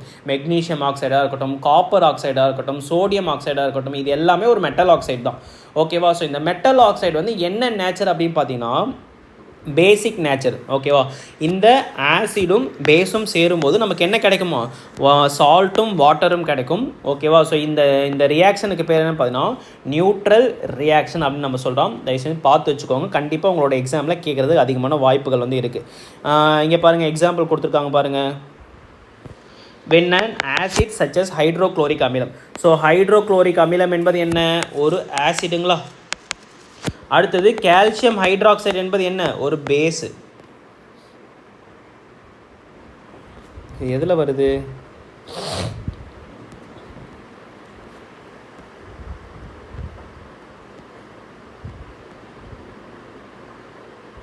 ஓகே, இது வந்து ஒரு பேஸுங்க. இது வந்து மெட்டல் ஆக்சைடு கிடையாது, இது வந்து மெட்டல் ஹைட்ராக்சைடு இது. ஓகே, இது வந்து என்ன பார்த்தீங்கன்னா ஒரு பேஸு. ஸோ ஆசிடும் ஒரு பேஸும் ரியாக்ட் ஆகும்போது நமக்கு என்ன கிடைக்கும், கால்சியம் குளோரைடு எனப்படுகின்ற ஒரு சால்ட் வந்து கிடைக்கும். கூடவே என்ன வெளிப்படும் பார்த்தீங்கன்னா வாட்டர் வந்து வெளிப்படும். சேம் அதே போல் இங்கே பாருங்கள், ஜிங்க் ஆக்சைடு. இங்கே பாருங்கள், இது வந்து ஒரு மெட்டல் ஆக்சைடுங்க. ஓகே, ஜிங்க்கும் ஆக்சிஜனும் ரியாக்ட் ஆகி நமக்கு ஜிங்க் ஆக்சைடு வந்து கிடச்சிருக்கு. இது வந்து என்ன நேச்சர் அப்படின்னு பார்த்தீங்கன்னா பேசிக் நேச்சர். இது வந்து ஒரு பேஸு. இப்போ H2SO4 என்பது என்ன, ஒரு ஆசிடுங்களா. அப்போது ஒரு பேஸும் ஆசிடும் சேரும்போது நமக்கு என்ன கிடைக்கும் பார்த்தீங்கன்னா ஜிங்க் சல்ஃபேட் எனப்படுகின்ற ஒரு சால்ட்டும் கூடவே நமக்கு என்ன வெளியேற்றும் அப்படின்னு பார்த்தீங்கன்னா வாட்டர் வந்து கொடுக்குங்க. அதே போல் இன்னொரு எக்ஸாம்பிள் சொல்லுங்கள், CuO காப்பர் ஆக்சைடு என்பது என்ன, காப்பர் ஆக்சைடு என்பது ஒரு மெட்டல் ஆக்சைடு. ஓகே, மெட்டலும் ஆக்சிஜனும் சேர்ந்து கிடைக்கக்கூடிய ஒரு ஆக்சைடு தான் இந்த காப்பர் ஆக்சைடு. இதோட நேச்சர் என்னன்னு பார்த்தீங்கன்னா பேஸ் நேச்சருங்க. இப்போ ஃபார் எக்ஸாம்பிளுக்கு காப்பர் ஆக்சைடு வந்து ஒரு H2SO4 கூட வினை புரியுது அப்படின்னா நமக்கு என்ன கொடுக்கும், காப்பர் சல்ஃபேட்டை வந்து கொடுக்கும். ஓகேவா, ஸோ காப்பர் சல்ஃபேட்டோட சொல்யூஷனோட கலர் நம்ம படித்தோம், ப்ளூ கலர் நம்ம படிச்சிருக்கோமா, எங்களோட என்சிஆர்டி புக்கில் மென்ஷன் பண்ணியிருப்பாங்க, பார்த்து வச்சுக்கோங்க. கூடவே என்ன வெளிப்படுத்தும் அப்படின்னு பார்த்தீங்கன்னா வாட்டர் வந்து வெளிப்படுத்தும். ஸோ இதுவுமே ஒரு வகையான எக்ஸாம்பிள் தான். ஓகேவா, சேம் அதே போல் இது உங்களோட என்சிஆர்டி புக்கில் கொடுத்துருப்பாங்க. Okay, copper oxide plus HCl கூட ரியாக்ட் ஆகும்போது உங்களுக்கு என்ன கிடைக்கும் பார்த்தீங்கன்னா காப்பர் 2 குளோரைடு வந்து கிடைக்கும். ஓகேவா, so copper COO copper second chloride, இதோட பேர் என்ன பார்த்தீங்கன்னா காப்பர் செகண்ட் குளோரைடு ப்ளஸ் வாட்டரை வந்து வெளிப்படுத்தும். ஏன்னா இது வந்து ஒரு நியூட்ரல். CuO என்பது ஒரு மெட்டல் ஆக்சைடு. இதோட நேச்சர் என்ன பார்த்தீங்கன்னா பேசிக் நேச்சர். பேலன்ஸ் பண்ணுறதுக்காக நான் இந்த இடத்துல 2 போட்டுக்கிறேன். ஓகேவா, இங்கே பாருங்கள் காப்பர் 2 குளோரைடு இதோட கலர் வந்து கேட்பாங்க. இதோட கலர் என்னென்னு பார்த்தீங்கன்னா ப்ளூயிஷ் க்ரீனுங்க. பார்த்து வச்சுக்கோங்க. உங்களோட என்சிஆர்டி புக்கில் இருக்கும் ப்ளூயிஷ் க்ரீன். காப்பர் 2 குளோரைடோட கலர் என்னென்னு பார்த்தீங்கன்னா ப்ளூயிஷ் ப்ளூயிஷ் க்ரீன் கலரில் இருக்கும். அதே போல் காப்பர் சல்ஃபேட்டோட சொல்யூஷனோட கலர் என்னென்னு பார்த்தீங்கன்னா ப்ளூ கலரில் வந்து இருக்கும். ஓகேவா? இது எல்லாமே வந்து ஒரு மெட்டல் ஆக்சைடு ஆசிட் கூட ரியாக்ட் ஆச்சுன்னா என்ன கொடுக்கும் அப்படின்றத நம்ம பார்த்தாச்சு. இது எல்லாமே எதுக்கு ஒரு எக்ஸாம்பிள் அப்படின்னு பார்த்தீங்கன்னா இந்த நியூட்ரலைசேஷன் ரியாக்ஷன் வந்து எக்ஸாம்பிளுங்க. இப்போ அதே போல் ஒரு reaction of acid with a metal carbonate இதுவாக இருக்கட்டும், அதே போல் reaction of a acid with hydrogen carbonate.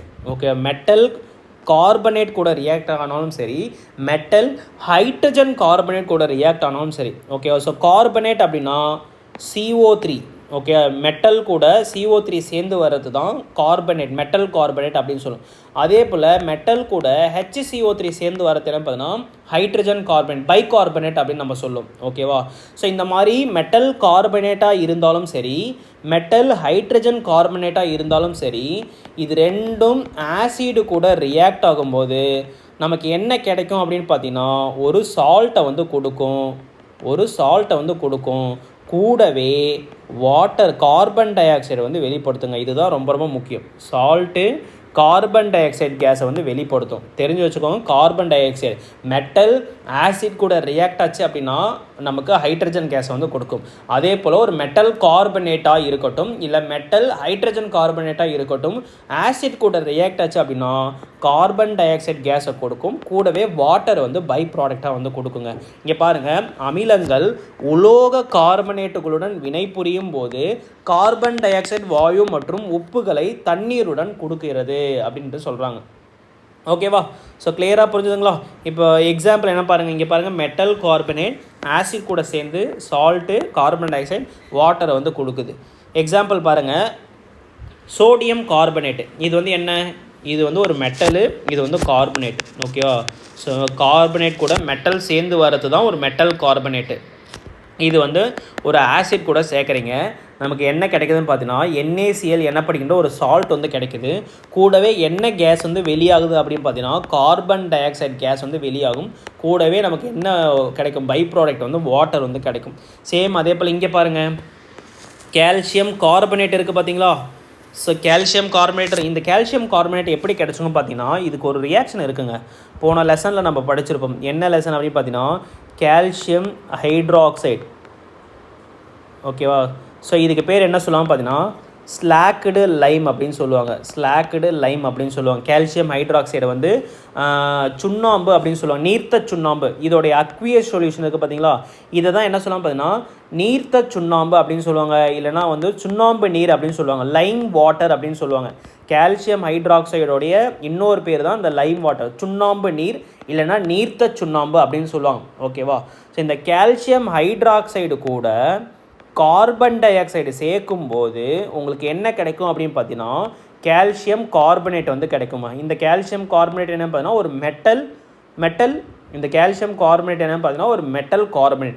இந்த மெட்டல் கார்பனேட் வந்து ஒரு ஆசிட் கூட மெட்டல் கார்பனேட்னு ஏன் சொல்கிறேன், கால்சியம் என்பது மெட்டல், ஒரு கார்பனேட் கூட சேர்ந்து வரதுனால இது வந்து ஒரு மெட்டல் கார்பனேட். இது ஆசிட் கூட சேரும்போது கால்சியம் சல்ஃபேட் எனப்படுகின்ற ஒரு சால்ட் வந்து நமக்கு கிடைக்கும். கூடவே வந்து என்ன வெளியேற்றும்னு சொன்னேன், கார்பன் டை ஆக்சைடை வந்து வெளியேற்றும். கூடவே வாட்டர் எனப்படுகின்ற ஒரு பை ப்ராடக்டை வந்து கொடுக்குங்க. கிளியராக புரிஞ்சுதுங்களா? சேம் அதே போல் இங்கே பாருங்கள், மெட்டல் கார்பனேட், சோடியம் கார்பனேட் வந்து ஒரு ஆசிட் கூட சேர்க்குறீங்க. இது வந்து ஒரு மெட்டல் கார்பனேட்டு, இது வந்து ஒரு ஆசிடு. நமக்கு என்ன கிடைக்குது? ஒரு சோடியம் நைட்ரேட் எனப்படுகின்ற ஒரு சால்ட் வந்து கிடைக்குது. கூடவே கார்பன் டை ஆக்சைடு வெளியேற்றுது. கூடவே வந்து வாட்டர் ஒரு பை ப்ராடக்டை வந்து கொடுக்குது. நைட்ரிக் அமிலம் சோடியம் கார்பனேட்டுடன் வினை புரியும் போது சோடியம் நைட்ரேட் நீர் மற்றும் கார்பன் டை ஆக்சைடு வாயுவை வழங்குகிறது.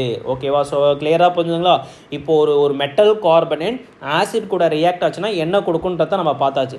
சேம் அதே போல் மெட்டல் ஹைட்ரஜன் கார்பனேட் கூடயும் ஆசிட் ரியாக்ட் ஆகும்போது நமக்கு என்ன கொடுக்குமா? அதே சால்ட்டு ஒரு கார்பன் டை ஆக்சைடு, வாட்டர். இதில் முக்கியமான பாயிண்ட் வந்து இந்த கார்பன் டை ஆக்சைடு தாங்க.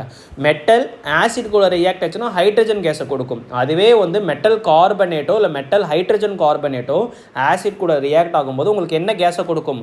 கார்பன் டை ஆக்சைடு கேஸை வந்து கொடுக்கும். ஓகே, இங்கே பாருங்கள், எக்ஸாம்பிள் பாருங்கள். மெட்டல் ஹைட்ரஜன் கார்பனேட் கூட மெட்டல் சேர்ந்து வரதுனால இது என்ன சொல்லலாம்? சோடியம் ஹைட்ரஜன் கார்பனேட்னு சொல்லலாம், இல்லைனா சோடியம் பைகார்பனேட் சொல்லலாம். ஓகேவா? ஸோ இது வந்து ஒரு ஆசிட் கூட ரியாக்ட் ஆகும்போது நமக்கு வந்து சோடியம் சல்ஃபேட் எனப்படுகின்ற ஒரு சால்ட்டை வந்து கொடுக்குது. கூடவே வந்து வாட்டரை வெளியேற்றும். என்ன கேஸ் வந்து வெளியேற்றும்? ஆக்சிஜன் கேஸை வந்து வெளியேற்றுங்க. எப்படி வந்து மெட்டல் வந்து ஆசிட் கூட ரியாக்ட் ஆச்சுன்னா ஹைட்ரஜன் கேஸை வெளிப்படுத்துமோ, அந்த ஹைட்ரஜன் கேஸை டெஸ்ட் பண்ணுறதுக்கு ஒரு டெஸ்ட் வந்து என்சிஆர்டி புக்கில் கொடுத்துருந்தாங்க. அதே போல் இங்கே வந்து கார்பன் டை ஆக்சைடு வந்து எவால்வ் ஆகுதான்னு கண்டுபிடிக்கிறதுக்கு ஒரு டெஸ்ட் வந்து பண்ணுறாங்க. என்ன டெஸ்ட் அப்படின்னு பார்த்தீங்கன்னா, கார்பன் டை ஆக்சைடு வந்து சுண்ணாம்பு நீரில் சேரும்போது, நாங்கள் சொன்னோம் பார்த்தீங்களா, ஸ்லாக்கடு லைம், கால்சியம் ஹைட்ராக்சைடு, இதுதான் வந்து சுண்ணாம்பு நீர். ஓகேவா? இந்த கால்சியம் ஹைட்ராக்சைடு கூட கார்பன் டை ஆக்சைடு வந்து சேர்ந்துச்சு அப்படின்னா நமக்கு என்ன உருவாகும்? கார்பன் டை ஆக்சைடு, இங்கே பாருங்கள், இந்த ரியாக்ஷன் கொடுத்துருக்கணும். கால்சியம் ஹைட்ராக்சைடு, இது ஸ்லாக்கடு லைம் அப்படின்னு சொல்லலாம், நீர்த்த சுண்ணாம்பு, இல்லைனா வந்து என்ன சொல்லலாம், லைம் வாட்டர்னு சொல்லலாம். இது கூட கார்பன் டை ஆக்சைடு சேரும்போது நமக்கு என்ன கொடுக்கும்? கால்சியம் கார்பனேட் எனப்படுகிற ஒரு மெட்டல் கார்பனேட்டையும் வாட்டரையும் வந்து கொடுக்கும். ஓகேவா? ஸோ அகைன் வந்து இந்த கால்சியம் கார்பனேட்டை வாட்டர் கூட சேர்த்திங்க அப்படின்னு, வாட்டர் கூட கார்பன் டை ஆக்சைடு கூட சேர்க்கும்போது நமக்கு என்ன கிடைக்கும்? கால்சியம் பைகார்பனேட் வந்து கிடைக்கும். கால்சியம் அதாவது மெட்டல் பைகார்பனேட் வந்து கிடைக்கும். ஓகேவா?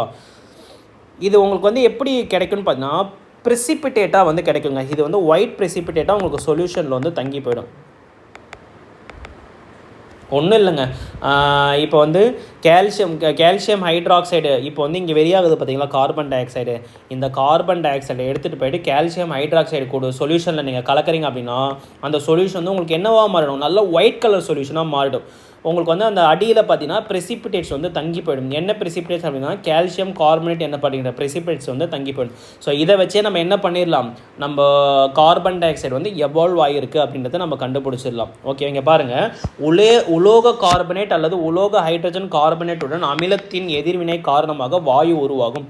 அந்த வாயு சுண்ணாம்பு நீரில் பாலாக மாறுகிறது. ஒரு சுண்ணாம்பு நீரில் அந்த சுண்ணாம்பு நீர் அதில் பார்க்கும்போது அந்த கார்பன் டை ஆக்சைடு வந்து என்ன சேர்ந்து என்னவா மாறிடுமா? பால் மாறிடும் அப்படின்னு சொல்கிறாங்க. ஓகேவா? எனவே வெளியிடப்பட்ட வாயு கார்பன் டை ஆக்சைடு வாயு என்பதை இது காட்டுகிறது. இது கால்சியம் கார்பனேட்டின் வெள்ளைப்படிவை உருவாகுதல், அதாவது ஒயிட் பிரெசிபிடேட் ஆஃப் கால்சியம் கார்பனேட்டை வந்து உருவாக்குகிறது.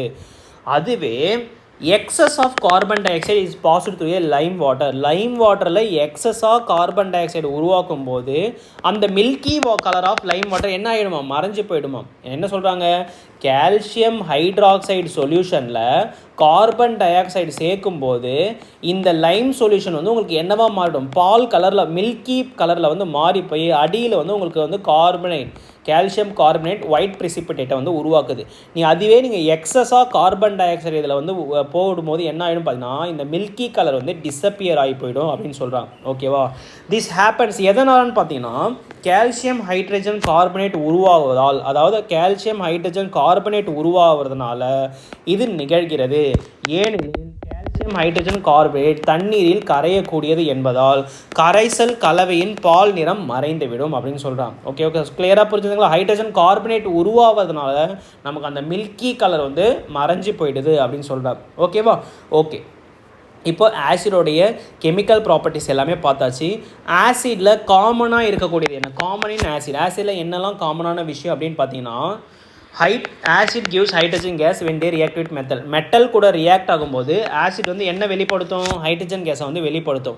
இது என்ன குறிக்கிறது அப்படின்னு பார்த்தீங்கன்னா, எல்லா ஆசிடுமே வந்து ஹைட்ரஜனை வந்து வச்சிருக்குன்றதை குறிக்கிறது. இது அனைத்து அமிலங்களும் ஹைட்ரஜன் இருப்பதை காட்டுகிறது. For example hydrochloric acid, sulphuric acid, nitric acid, இது எல்லாத்துலேயுமே உங்களுக்கு என்ன இருக்குது? கார்போனிக் ஆசிட், இது எல்லாத்துலேயுமே உங்களுக்கு என்ன இருக்குன்னு பார்த்தீங்கன்னா ஹைட்ரஜன் என்பது இருக்குது.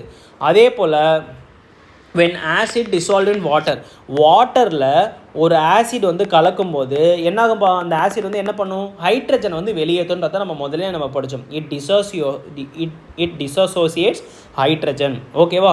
நீர்ம கரைசலில் ஹைட்ரஜன் அயனியின் விலகல் அனைத்து அமிலங்களும் பொதுவான பண்பு, அனைத்து அமிலங்களிலும் பொதுவான பண்பு. அதாவது வாட்டரில் ஆசிடை கலக்கும் போது அந்த ஆசிடில் இருக்கக்கூடிய ஹைட்ரஜன் வந்து அதாவது வெளியேறது, ரிலீஸ் ஆகிறது என்ன பார்த்தீங்கன்னா எல்லா ஆசிடோடைய ஒரு காமனான ஒரு விஷயம், காமனான ப்ராப்பர்ட்டிஸ். ஓகேவா? அதே போல் நீர்ம கரைசலில் ஹைட்ரஜன் அயனியின் விலகல் காரணமாக அமிலம் அமில பண்பை காட்டுகிறது. அதாவது dissociation of hydrogen ion in aqueous solution. நீர்ம கரைசலில் ஆசிட் வந்து தன்னோட ஹைட்ரஜனை வந்து டிசோசியேஷன் பண்ணது பார்த்தீங்களா, ரிலீஸ் பண்ணது பார்த்தீங்களா.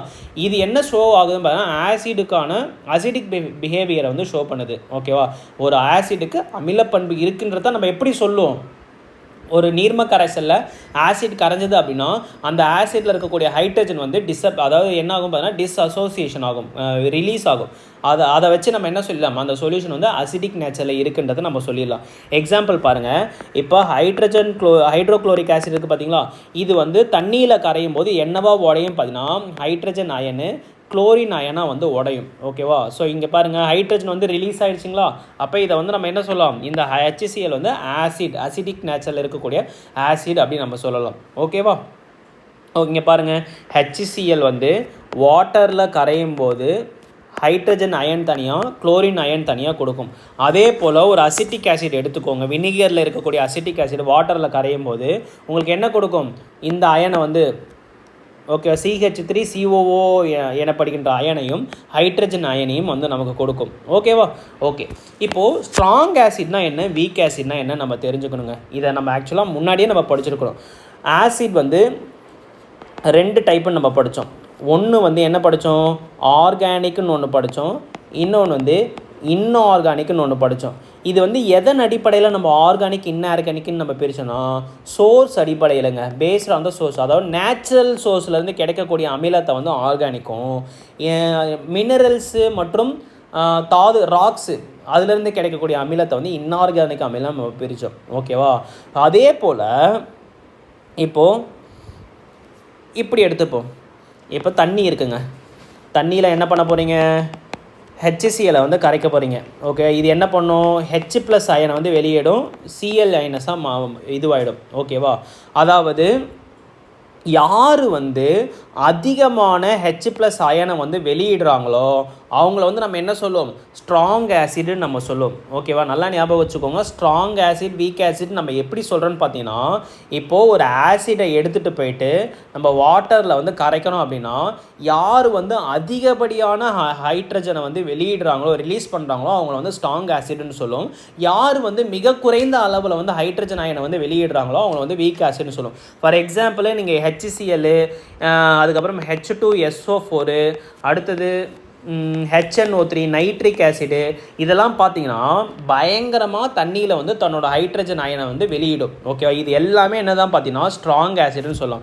அதே போல் வந்து அசிட்டிக் ஆசிடாக இருக்கட்டும், ஃபார்மிக் ஆசிடாக இருக்கட்டும், சிட்ரிக் ஆசிடாக இருக்கட்டும், இது எல்லாமே வந்து தண்ணியில் குறைந்த அளவில் தான் வந்து ஹைட்ரஜனை வந்து ரிலீஸ் பண்ணும். அப்போ இது எல்லாமே நம்ம வீக் ஆசிட்னு சொல்லலாம். இதை இன்னொன்று எப்படி சொல்லலாம் பார்த்தீங்கன்னா, நமக்கு இன்ஆர்கானிக் ஆசிட் இருக்குது பார்த்தீங்களா, மினரல்ஸ் ஆசிட்னு சொல்லுவோம் பார்த்தீங்களா. அதாவது நேச்சுரல் சோர்ஸ்லேருந்து கிடைக்காம மினரல்ஸில் இருந்தோ ராக்ஸில் இருந்தோ கிடைக்கக்கூடிய அந்த செயற்கை அமிலங்கள், அதாவது இன்ஆர்கானிக் ஆசிட்னு சொல்லலாம், கனிம அமிலங்கள் அப்படின்னு சொல்லலாம், இல்லைனா தாது அமிலங்கள் அப்படின்னு சொல்லலாம். இந்த ஆசிடை வந்து நம்ம மோஸ்ட்டாக நம்ம என்ன சொல்லுவோம் பார்த்தீங்கன்னா ஸ்ட்ராங் ஆசிட்னு சொல்லுவோம். ஓகேவா? இங்கே பாருங்கள், an acid is completely ionized அப்படின்னா அதிக அளவில் ஹைட்ரஜன் அயனை வந்து ரிலீஸ் ஆகுங்க. அதாவது என்னென்னா தாங்கிட்ட இருக்க எல்லா ஹைட்ரஜனையுமே வந்து என்ன பண்ணிடும், ரிலீஸ் பண்ணிடுன்றது தான் மீனிங். ஓகேவா? அப்படி இருக்கக்கூடிய ஆசிடை வந்து நம்ம என்ன சொல்கிறோம், ஸ்ட்ராங் ஆசிட்னு சொல்கிறோம். ஃபார் எக்ஸாம்பிளுக்கு hydrochloric acid, sulphuric acid, nitric acid. ஓகேவா? நல்லா ஞாபகம் வச்சுக்கோங்க.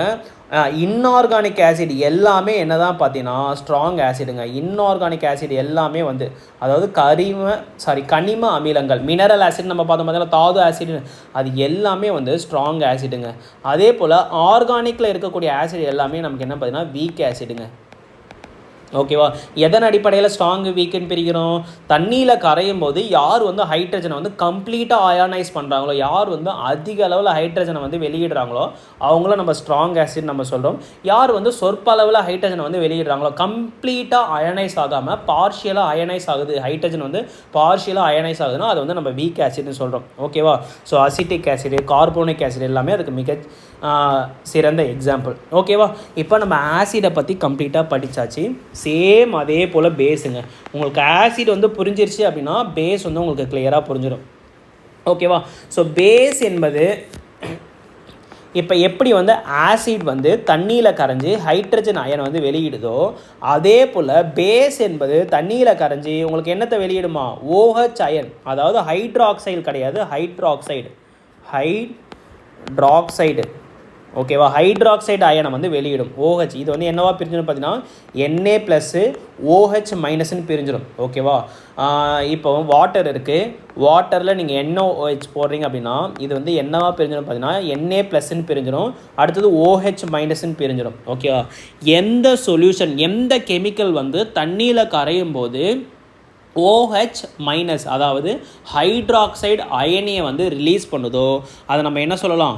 பேஸுன்னு நம்ம சொல்லலாம். எக்ஸாம்பிள் என்ன பார்த்தீங்கன்னா சோடியம் ஹைட்ராக்சைடு. இதுக்கு இன்னொரு பேர் என்னென்னு பார்த்தீங்கன்னா காஸ்டிக் சோடா அப்படின்னு சொல்லுவாங்க, NaOH. அதுக்கப்புறம் கால்சியம் ஹைட்ராக்சைடு, இதுக்கு பேர் தான் என்ன சொல்லுவாங்க? Calcium hydroxide.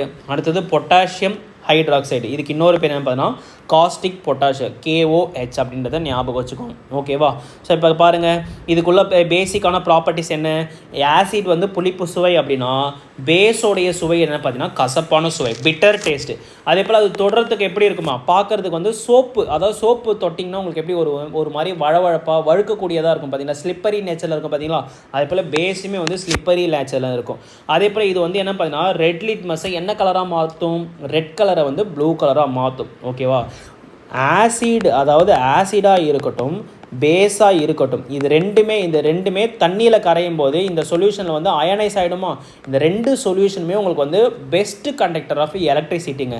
Conduct electricity in solution, கரைசலில் மின்சாரத்தை கடத்துகிறது. ஓகேவா? ஆசிடை வாட்டர் கூட கலந்தீங்க அப்படின்னா அது வந்து ஒரு ஆசிடிக் சொல்யூஷன், பேஸை வாட்டர் கூட கலந்தீங்க அப்படின்னா அது வந்து பேசிக் சொல்யூஷன். அப்போது அந்த ரெண்டு சொல்யூஷனுமே வந்து பயங்கரமாக குட் கண்டக்டர் ஆஃப் எலக்ட்ரிசிட்டி. ஓகேவா?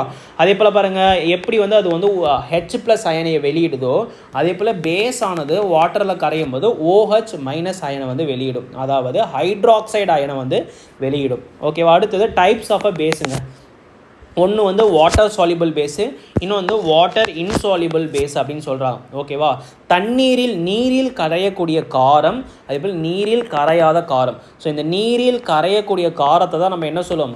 ஆல்கலி அப்படின்னு நம்ம சொல்கிறோம். ஓகே, இதுக்கு ஒரு பேர் இருக்குங்க. அதாவது நீரில் கரையக்கூடிய காரங்களை வந்து நம்ம என்ன சொல்லுவோம் பார்த்தீங்கன்னா ஆல்கலி அப்படின்னு நம்ம சொல்லுவோம்.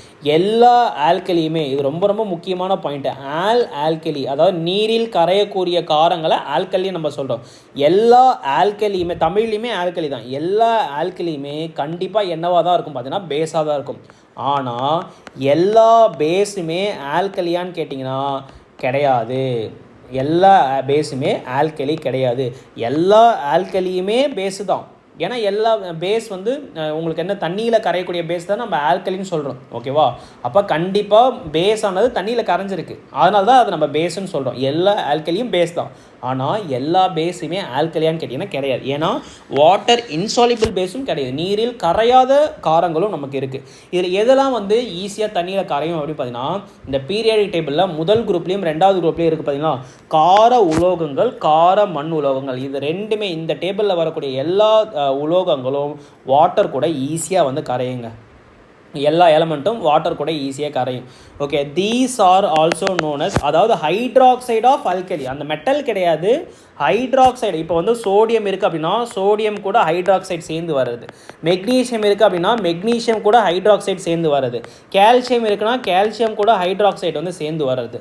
ஸோ இந்த மாதிரி கார மற்றும் கார மண் உலோகங்களுடைய ஹைட்ராக்சைடு வந்து வாட்டர் கூட ஈஸியாக கரையும். ஸோ அப்படி கரையக்கூடிய அந்த அந்த அந்த காம்பவுண்டை தான் நம்ம என்ன சொல்கிறோம், ஆல்கலி அப்படி நம்ம சொல்கிறோம். ஓகேவா? ஸோ ஆல்கலி வந்து நம்ம என்ன சொல்லலாம், ஸ்ட்ராங் பேஸ்ன்னு சொல்லலாங்க. ஆல்கலி வந்து எப்பயுமே அதாவது நீரில் கரையக்கூடிய காரங்களை வந்து ஆல்கலின்னு சொல்கிறோம்.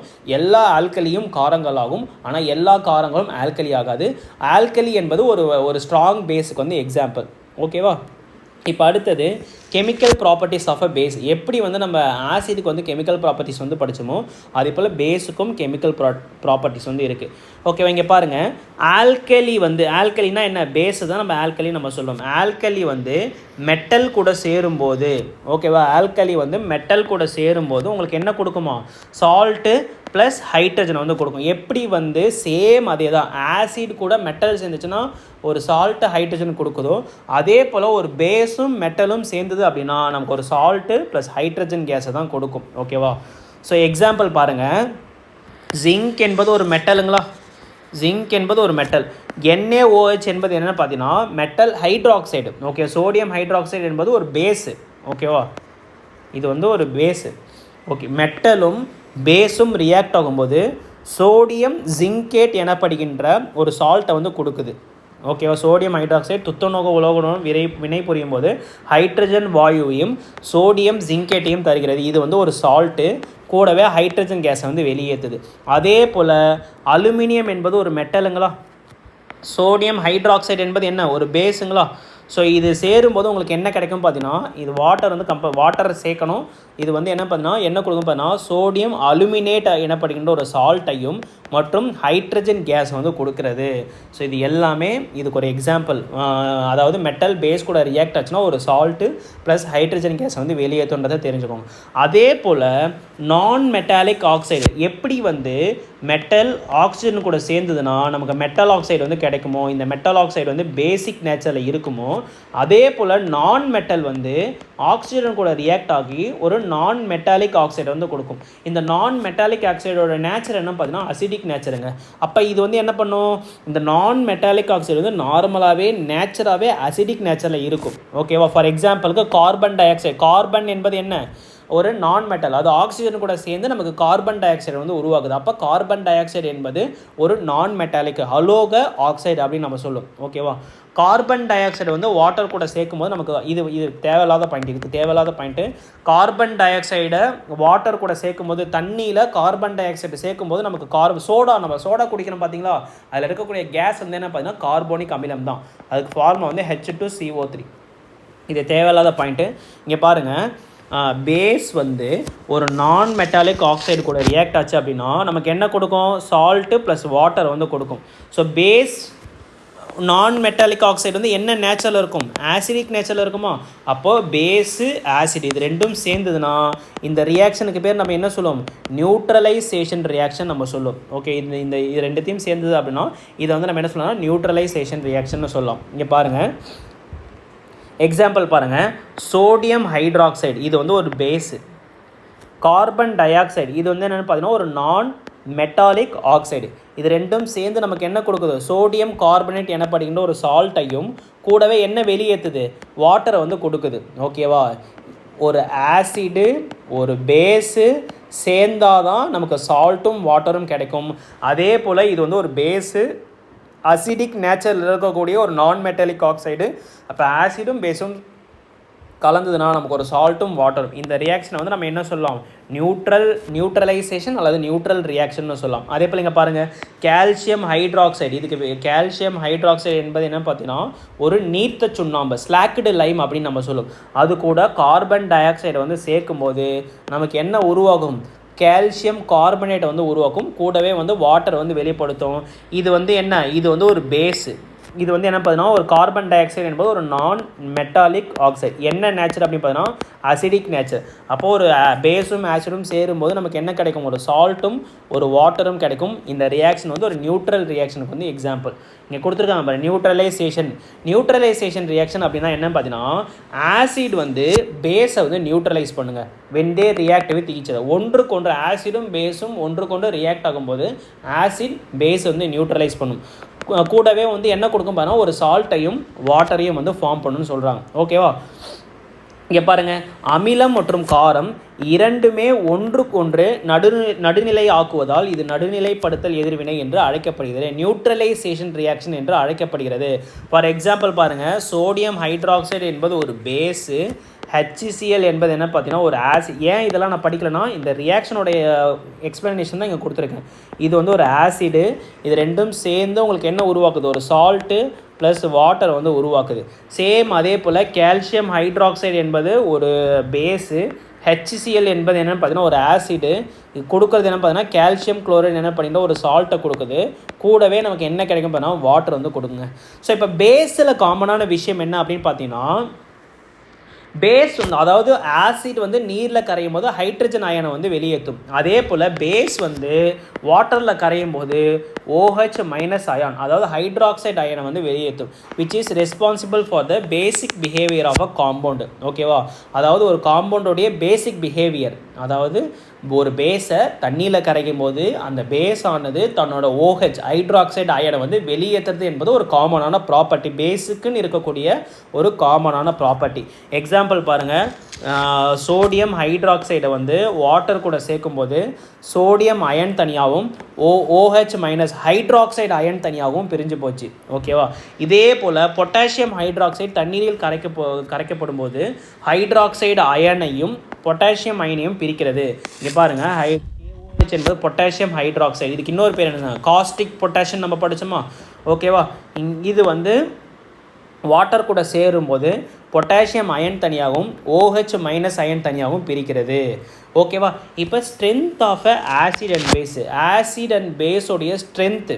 ஓகேவா, ஹைட்ரஜன் அயனின் முழுமையான விலகல் நடைபெறும் அமிலங்கள் வலுவான அமிலங்கள் என்று அழைக்கப்படுகிறது. ரொம்ப சிம்பிள் கான்செப்ட்டுங்க. இப்போ தண்ணியில் இப்போ ஒரு தண்ணி இருக்குங்க, அந்த தண்ணியில் என்ன பண்ணுறோம், ஆசிடை வந்து கலக்கிறோம். ஃபார் எக்ஸாம்பிளுக்கு HCl கலக்கணும்னா இது வந்து H+, இது வந்து Cl-. ஓகேவா, ஸோ யார் வந்து முழுமையாக தன்னோட ஹைட்ரஜனை வந்து ரிலீஸ், அதாவது எந்த அமிலம் வந்து வாட்டரில் முழுமையாக கம்ப்ளீட்டாக அயனைஸ் ஆகுதோ, இல்லைனா வந்து எந்த அமிலம் வந்து வாட்டரில் தன்னோட மோரார்லெஸ் எல்லா ஹைட்ரஜனையும் வந்து வெளியிடுதோ, ரிலீஸ் பண்ணுதோ, அந்த அமிலம் அந்த சொல்யூஷனுடைய அமிலத்தன்மை என்பது ரொம்பவே அதிகமாக இருக்கும். அதை வந்து நம்ம என்ன சொல்லலாம், ஸ்ட்ராங் ஆசிட் அப்படின்னு நம்ம சொல்லலாம். அதே போல் எந்த சொல்யூஷன் வந்து இங்கே பாருங்கள், சிமிலியர்லி ஸ்ட்ராங் பேஸு, இதே போல் ஹைட்ராக்சைடு அயனின் முழுமையான விலகல் நடைபெறும் காரங்கள் வலுவான காரங்கள் என்று அழைக்கப்படுகிறது. அதாவது தண்ணியில் எந்த ஆசிட் வந்து தன்னோட ஹைட்ரஜனை முழுமையாக வெளிப்படுத்துதோ, முழுமையாக வெளியேற்றுதோ, அதாவது பிரிக்குதோ இல்லைனா ரிலீஸ் பண்ணுதோ, அதை வந்து ஸ்ட்ராங் ஆசிடும். எந்த அமிலம் வந்து தண்ணியில் குறைந்த அளவில் வந்து ஹைட்ரஜன் வந்து வெளியேற்றதோ அது வந்து வீக் ஆசிட்னு சொல்லணும். அதே போல் எந்த பேஸ் வந்து எந்த காரம் வந்து தண்ணியில் அதிக அளவில் OH மைனஸ் அதாவது ஹைட்ராக்சைடு அயனை வந்து முழுமையாக டிசோசியேட் பண்ணுதோ அதை வந்து நம்ம ஸ்ட்ராங் பேசணும். எந்த காரம் வந்து வாட்டரில் குறைந்த அளவில் வந்து ஹைட்ராக்சைடு அயனை வந்து வெளியேற்றுதோ அதை வந்து நம்ம என்ன சொல்கிறோம், வீக் பேஸ் அப்படின்னு நம்ம சொல்லுவோம். இதை வச்சு தான் ஒரு ஆசிட் மற்றும் பேஸோடைய ஸ்ட்ராங்னஸ் வந்து strong acid, weak acid, strong base, weak பேஸ்ன்னு நம்ம குறிக்கப்படுகிறது. ஓகேவா, ஓகே. ஸோ இந்த pH மட்டும் பார்த்துட்டு நம்ம இந்த வீடியோ பதிவை வந்து நம்ம முடிச்சிடலாம். ஏன்னா ஆல்ரெடி நம்ம வீடியோ பதிவு வந்து அதிகம். சால்ட் வந்து நம்ம நெக்ஸ்ட் கிளாஸில் வந்து பார்க்கலாம். ஓகேவா, ஸோ ஃபஸ்ட்டு pH. இப்போது இந்த pH வந்து என்ன சொல்லுவாங்க அப்படின்னு பார்த்தீங்கன்னா யூனிவர்சல் இண்டிகேட்டர் அப்படின்னு சொல்லுவாங்க. pH வந்து என்ன சொல்லுவாங்க பார்த்தீங்கன்னா யூனிவர்சல் இண்டிகேட்டர் அப்படின்னு சொல்லுவாங்க. ஏன் யூனிவர்சல் இண்டிகேட்டர்னு சொல்கிறாங்க, இப்போ உதாரணத்துக்கு ஒரு இந்த சொல்யூஷனில் வந்து உங்களுக்கு என்ன இருக்குது, ஆசிட் இருக்குதுன்னு வச்சுப்போம். ஓகே, ஒரு ஆசிட் வந்து இருக்குது. இது வந்து ஆசிடாக பேஸான்னு கண்டுபிடிக்கிறதுக்கு என்ன பயன்படுத்துவீங்க, நிறைய இண்டிகேட்டர்ஸ் வந்து நம்ம லிட்மஸ் பயன்படுத்தலாம், டர்மரிக் பயன்படுத்தலாம், ரெட் கேபேஜ் வந்து பயன்படுத்தலாம், சைனா ரோஸ் வந்து பயன்படுத்தலாம், ஃபினாஃப்தலின், மெத்தில் ஆரஞ்சு, இந்த மாதிரி எதை வேணால் பயன்படுத்தலாம். இதுவே உங்ககிட்ட 2 ஆசிட் இருக்குங்க. ஓகே, 2 ஆசிட் இருக்குது. ஓகே, இதுவும் ஒரு ஆசிட் தான். இதில் இந்த 2 ஆசிடில் எது வந்து ஸ்ட்ராங்கான ஆசிட்னு கேட்டிங்கன்னா உங்களால் சொல்ல முடியுமா? கண்டிப்பாக சொல்ல முடியும். என்னால் இண்டிகேட் மட்டும்தான், அதாவது இண்டிகேட்டரை வச்சு ஆசிடாக பேஸான்னு மட்டும்தான் என்னால் சொல்ல முடியும். ஆனால் ஒரு ஆசிட் வந்து எவ்வளோ ஸ்ட்ராங்காக இருக்குது, எவ்வளோ வீக்காக இருக்குது, ஒரு பேஸ் வந்து எவ்வளோ ஸ்ட்ராங்காக இருக்குது, எவ்வளோ வீக்காக இருக்குன்றதை நம்மளால் சொல்ல முடியாது. ஓகேவா? அதோட ஸ்ட்ரென்த், ஆசிட் மற்றும் பேஸோடைய ஸ்ட்ரென்த்தை வந்து நம்மளால் சொல்ல முடியும். இதுக்கு தான் நம்ம என்ன பயன்படுத்துகிறோம், யுனிவர்சல் இண்டிகேட்டரை வந்து பயன்படுத்துகிறோம். இந்த யுனிவர்சல் இண்டிகேட்டர் பேர் என்ன பார்த்தீங்கன்னா பிஹெச் வேல்யூ, பிஹெச் ஸ்கேல் அப்படின்னு சொல்லுவாங்க. இந்த பிஹெச் ஸ்கேல் என்பது ஆசிட் மற்றும் பேஸோடைய ஸ்ட்ரென்த்தை வந்து குறிக்கக்கூடியது தான் வந்து இந்த பிஹெச் ஸ்கேல் அப்படின்னு சொல்லுவாங்க. ஓகேவா? ஸோ பிஹெச்சோடைய அப்ரிவேஷன் என்னென்னு பார்த்தீங்கன்னா பொட்டன்ஸுங்க. இதெல்லாம் உங்களோட என்சிஆர்டி புக்கில் இருக்காது. பொட்டன்ஸு அப்படின்னு சொல்லி இது வந்து ஒரு ஜெர்மன் வேர்டு. பொட்டன்ஸ் என்ன படிக்கின்றது ஒரு ஜெர்மன் வேர்டு. இதுக்கு மீனிங் என்ன அப்படின்னு பார்த்தீங்கன்னா பொட்டென்ஷியல் ஆஃப் ஹைட்ரஜன். பேர்லேயே இருக்குது, பொட்டென்ஷியல் ஆஃப் ஹைட்ரஜன். ஓகேவா? அதாவது ஹைட்ரஜனோடைய பொட்டென்ஷியல் வந்து எதில் ரொம்ப ரொம்ப அதிகமாக இருக்கோ அதை நம்ம என்ன சொல்லுவோம், அங்கே வந்து அசிடிட்டி என்பது ரொம்பவே அதிகமாக இருக்குது. அந்த பிஹெச் ஸ்கேலில் அசிடிட்டி என்பது அதிகமாக இருக்கும். பொட்டென்ஷியல் இதோட ஃபார்முலா என்ன அப்படின்னு பார்த்தீங்கன்னா மைனஸு பிஹெச்சோடைய ஃபார்முலாங்க, minus log of H plus concentration. ஓகேவா? அதாவது ஹைட்ரஜனுடைய கான்சன்ட்ரேஷன் அதிகமாக இருந்துச்சு அப்படின்னா பிஹெச் வேல்யூ என்பது ரொம்ப ரொம்ப அதிகமாக இருக்கும். ஹெச் ப்ளஸோட கான்சன்ட்ரேஷன் ரொம்பவே கம்மியாக இருந்துச்சு அப்படின்னா பிஹெச் வேல்யூ என்பது உங்களுக்கு வந்து கம்மியாக இருக்கும். ஓகேவா? நான் என்னென்ன சொன்னேன், இதெல்லாம் வந்து உங்களோட புத்தகத்தில் இல்லை, இதெல்லாம் என்சிஆர்டி புக்லேயே கிடையாது. பிஹெச் என்பது ஒரு யுனிவர்சல் இண்டிகேட்டர். ஏன்னா உங்ககிட்ட இப்போ வந்து ஒரு 2 ஆசிட் கொடுக்குறாங்க, அந்த 2 ஆசிட்டில் வந்து எது வந்து ஸ்ட்ரென்த் அதிகம் கேட்டாங்கன்னா நம்மளால் சொல்ல முடியாது, இண்டிகேட்டரை வச்சு நம்மளால் சொல்ல முடியாது. அதனால தான் இந்த யுனிவர்சல் இண்டிகேட்டரை வந்து நம்ம பயன்படுத்துகிறோம். ஸோ இந்த பிஹெச்சோடைய அப்ரிவேஷன் என்ன பார்த்தீங்கன்னா பொட்டன்ஸ். அதாவது இது வந்து ஒரு ஜெர்மன் வார்த்தை. இதுக்கு மீனிங் என்னன்னு பார்த்தீங்கன்னா potential of a hydrogen. Okay, potential of a hydrogen. இப்போ உதாரணத்துக்கு NaOH இது வந்து ஒரு பேஸுங்களா. இது வந்து என்ன பண்ணும் அப்படின்னு பார்த்தீங்கன்னா Na ப்ளஸ்ஸு வாட்டரில் இது வந்து Na ப்ளஸ்ஸு OH மைனஸ்ன்னு பிரிஞ்சிடுமா. அதே போல் வாட்டர் வந்து என்ன ஆகிடும், வாட்டர் வந்து H ப்ளஸ்ஸு OH மைனஸ்ன்னு பிரிஞ்சிடும். ஓகேவா? ஸோ இதில் ஹைட்ரஜன் அயன் வந்து இருக்கான்னு கேட்டிங்கன்னா ஹைட்ரஜன் வந்து இருக்குது, ஹைட்ரஜன் அயன் வந்து இதில் இருக்குது. சேம் அதே போல் HCl எடுத்துக்கோங்களேன். HCl நீங்கள் எடுத்துக்கிட்டிங்கன்னா இது வந்து என்ன பிரியும், H ப்ளஸ் அயனாக பிரியும், அடுத்தது Cl மைனஸாக பிரியும். அதே போல் வாட்டரில் தானே கரைக்கிறீங்க, வாட்டர் வந்து என்னவா பிரியும், H ப்ளஸ்ஸாக பிரிஞ்சிடும், அதே போல் OH மைனஸாக பிரியும். ஸோ இப்போ இதுலேயும் ஹைட்ரஜன் அயன் வந்து இருக்குது. இது ரெண்டுத்தில் ஹைட்ரஜனோட கான்சன்ட்ரேஷன் எங்கே அதிகமாக இருக்குன்னு பார்த்தீங்கன்னா இந்த இடத்துல தான் வந்து ஹைட்ரஜன் அயனோட கான்சன்ட்ரேஷன் ரொம்பவே அதிகமாக இருக்குது. அப்போது இதுதான் என்ன வந்து உங்களுக்கு அசிடிட்டி வந்து ஸ்ட்ராங்காக இருக்கும். பட் இங்கே பார்த்தீங்கன்னா ஹைட்ரஜன் அயனோட கான்சன்ட்ரேஷன் வந்து ரொம்ப ரொம்ப கம்மியாக இருக்கும். அப்போ பிஹெச் ஸ்கேலில் இதோட வேல்யூ வந்து ஹைட்ரஜனோட கான்சன்ட்ரேஷன் வந்து ரொம்ப ரொம்ப கம்மியாக இருக்கும். ஓகேவா? இந்த ஸ்கேலை வந்து எப்படி கொடுக்குறாங்க அப்படின்னு பார்த்தீங்கன்னா இந்த கொடுக்குறாங்க பாருங்கள், ஹைட்ரஜன் அயனோட கான்சன்ட்ரேஷன் எதுக்கெல்லாம் அதிகமாக இருக்கோ அதெல்லாம் ஸ்ட்ராங் ஆசிட் அப்படின்னு சொல்கிறாங்க. போக போக போக பாருங்கள் ஹைட்ரஜன் அயனோட கான்சன்ட்ரேஷன் வந்து கரைஞ்சிக்கிட்டே போகுது. ஓகேவா? ஸோ கான்சன்ட்ரேஷன் ரொம்ப ரொம்ப ரொம்ப அதிகமாக இருக்கிறத வந்து 0 அதாவது 1 2ன்னு மென்ஷன் பண்ணுறாங்க. அப்படியே மென்ஷன் பண்ணி 3 4 5 6 7 அப்புறம் 8 9 10 11 12 மென்ஷன் பண்ணுறான். ஓகேவா? ஸோ பிஹெச் வேல்யூ வந்து 7 இருந்ததுன்னா அதை வந்து நம்ம என்ன சொல்கிறோம், நியூட்ரல் அப்படின்னு நம்ம சொல்கிறோம். அந்த 7க்கு குறைவாக இருக்கக்கூடிய வேல்யூஸை வந்து நம்ம என்ன சொன்ன பார்த்தீங்கன்னா பிஹெச் மதிப்பு வந்து ரொம்ப ரொம்ப கம்மியாக இருக்குது. அதுக்கு மீனிங் என்ன அப்படின்னு பார்த்தீங்கன்னா ஹைட்ரஜன் கான்சன்ட்ரேஷன் வந்து அதிகமாகிட்டே போகுது. ஓகேவா? ஸோ அதாவது பிஹெச் மதிப்பு வந்து 1ன்னு இருக்குன்னா அங்கே ஹைட்ரஜன் கான்சன்ட்ரேஷன் ரொம்ப ரொம்ப ரொம்ப ரொம்ப ரொம்ப அந்த பொட்டென்ஷியல் ஆஃப் ஹைட்ரஜன் என்பது ரொம்ப ரொம்ப ரொம்ப அதிகமாக இருக்கும். அடுத்தது 8 9 10 இந்த மாதிரி போகுது பார்த்தீங்களா. இதை வந்து நம்ம என்ன சொல்லலாம் அப்படின்னு பார்த்தீங்கன்னா ஆசிடோ அதாவது hydrogen concentration potential of hydrogen வந்து ரொம்பவே கம்மியாகுது. அப்போ இங்கே இருக்கக்கூடிய இங்கே இருக்கக்கூடிய பிஹெச் வேல்யூ வச்சு இது எல்லாமே நம்ம பேஸ்ன்னு நம்ம சொல்லலாம். ஓகேவா? ஸோ இங்கே பாருங்கள், இந்த டேபிள் வேணால் எழுதி வச்சுக்கோங்க. 1லேருந்து 3 பிஹெச் வேல்யூ வந்து 1லேருந்து 3. ஓகேவா? இந்த நீங்கள் உங்களோட என்சிஆர்டி புக்கில் வந்து கொடுத்துருப்பாங்க கலர் யுனிவர்சல் இண்டிகேட்டர் நம்ம சொன்னோம் பார்த்தீங்களா. இந்த 1லேருந்து 3ல் இருக்கக்கூடிய கலர் வந்து என்ன பார்த்தீங்கன்னா ரெட் கலருங்க. ஓகேவா? அதே போல் 4லேருந்து 6லேருந்து இருக்கக்கூடிய கலர் வந்து என்ன பார்த்தீங்கன்னா ஆரஞ்சு. அதே போல் 7 இது வந்து ஒரு நியூட்ரல். அப்புறம் 8லேருந்து 11ல் இருக்கக்கூடிய கலர் என்னென்னு பார்த்தீங்கன்னா இந்த நியூட்ரலோட கலர் என்னென்னு பார்த்தீங்கன்னா க்ரீனு. இதோட கலர் என்னென்னு பார்த்தீங்கன்னா ப்ளூவு. அதுக்கப்புறம் 12லேருந்து 14 வரைக்கும் இருக்கக்கூடியது கலர் என்னென்னு பார்த்தீங்கன்னா வைலட்டு அல்லது இண்டிகோன்னு சொல்லுவாங்க. ஒரு ஸ்கேல் கொடுத்துருப்பாங்க, இங்கே பாருங்கள் ஒரு ஸ்கேல் வந்து கொடுத்துருப்பாங்க. இந்த மாதிரி ஸ்கேல் கொடுத்துருப்பாங்க. உங்களோட கூகுளில் கூட போட்டு பாருங்கள். இந்த இடத்துல இருக்கிறது ஃபுல்லாகவே உங்களுக்கு ரெட்டில் இருக்கும். ஓகேவா? 1 2 3 இது அப்படியே உங்களுக்கு என்ன இருக்கும் பார்த்தீங்கன்னா ரெட்டில் இருக்கும். அடுத்தது போக போக உங்களுக்கு எப்படி இருக்கும் பார்த்தீங்கன்னா ஒரு மாதிரி ஆரஞ்சு கலரில் இருக்கும். அடுத்தது க்ரீன் கலரில் வரும். அடுத்தது ப்ளூ கலரில் வரும். அடுத்தது வயலட் கலரில் வரும். இந்த க்ரீன் கலரில் இருக்க பார்த்தீங்களா, இதை தான் நம்ம என்ன சொல்லுவோம் பார்த்தீங்கன்னா நியூட்ரல் அப்படின்னு நம்ம சொல்லுவோம். அதே போல் இந்த ஆரஞ்சு கலரில் இருக்க பார்த்தீங்களா, இதெல்லாம் என்ன சொல்லுவோம் பார்த்தீங்கன்னா வீக் ஆசிட் அப்படின்னு சொல்லுவோம். ஓகேவா? இது ஆரஞ்சு கலரில் இருக்கிறத என்ன சொல்லுவோம் அப்படின்னா வீக் ஆசிட் அப்படின்னு நம்ம சொல்லுவோம். இந்த ரெட் கலரில் இருக்க ரெட் கலர் ஜோனில் இருக்கக்கூடியதெல்லாம் நம்ம என்ன சொல்லுவோம் பார்த்தீங்கன்னா பிஹெச் வேல்யூ ரெட் கலரில் இருக்குது அப்படின்னா இதை வந்து நம்ம என்ன சொல்லுவோம் பார்த்தீங்கன்னா ஸ்ட்ராங் ஆசிட் அப்படின்னு நம்ம சொல்லுவோம்.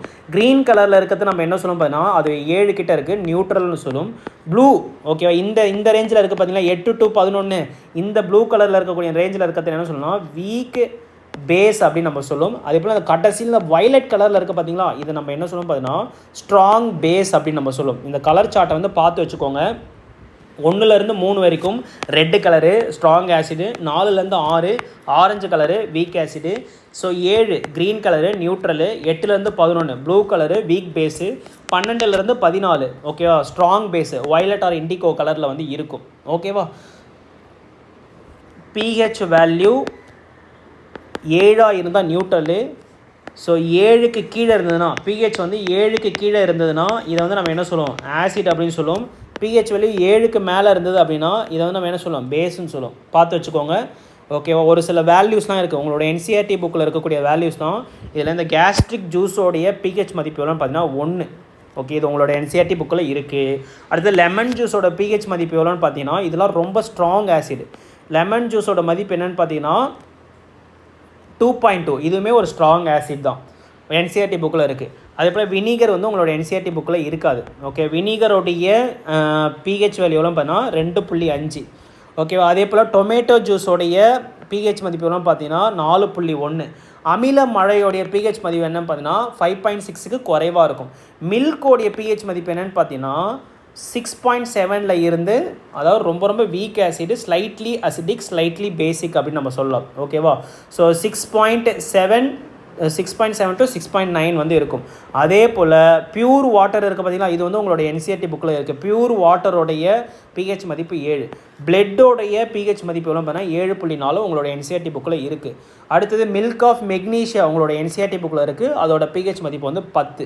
லைம் வாட்டர் உங்களோட என்சிஆர்டி புக்கில் இருக்காது, அதோட பிஹெச் மதிப்பு வந்து என்னென்னு பார்த்தீங்கன்னா 12.4.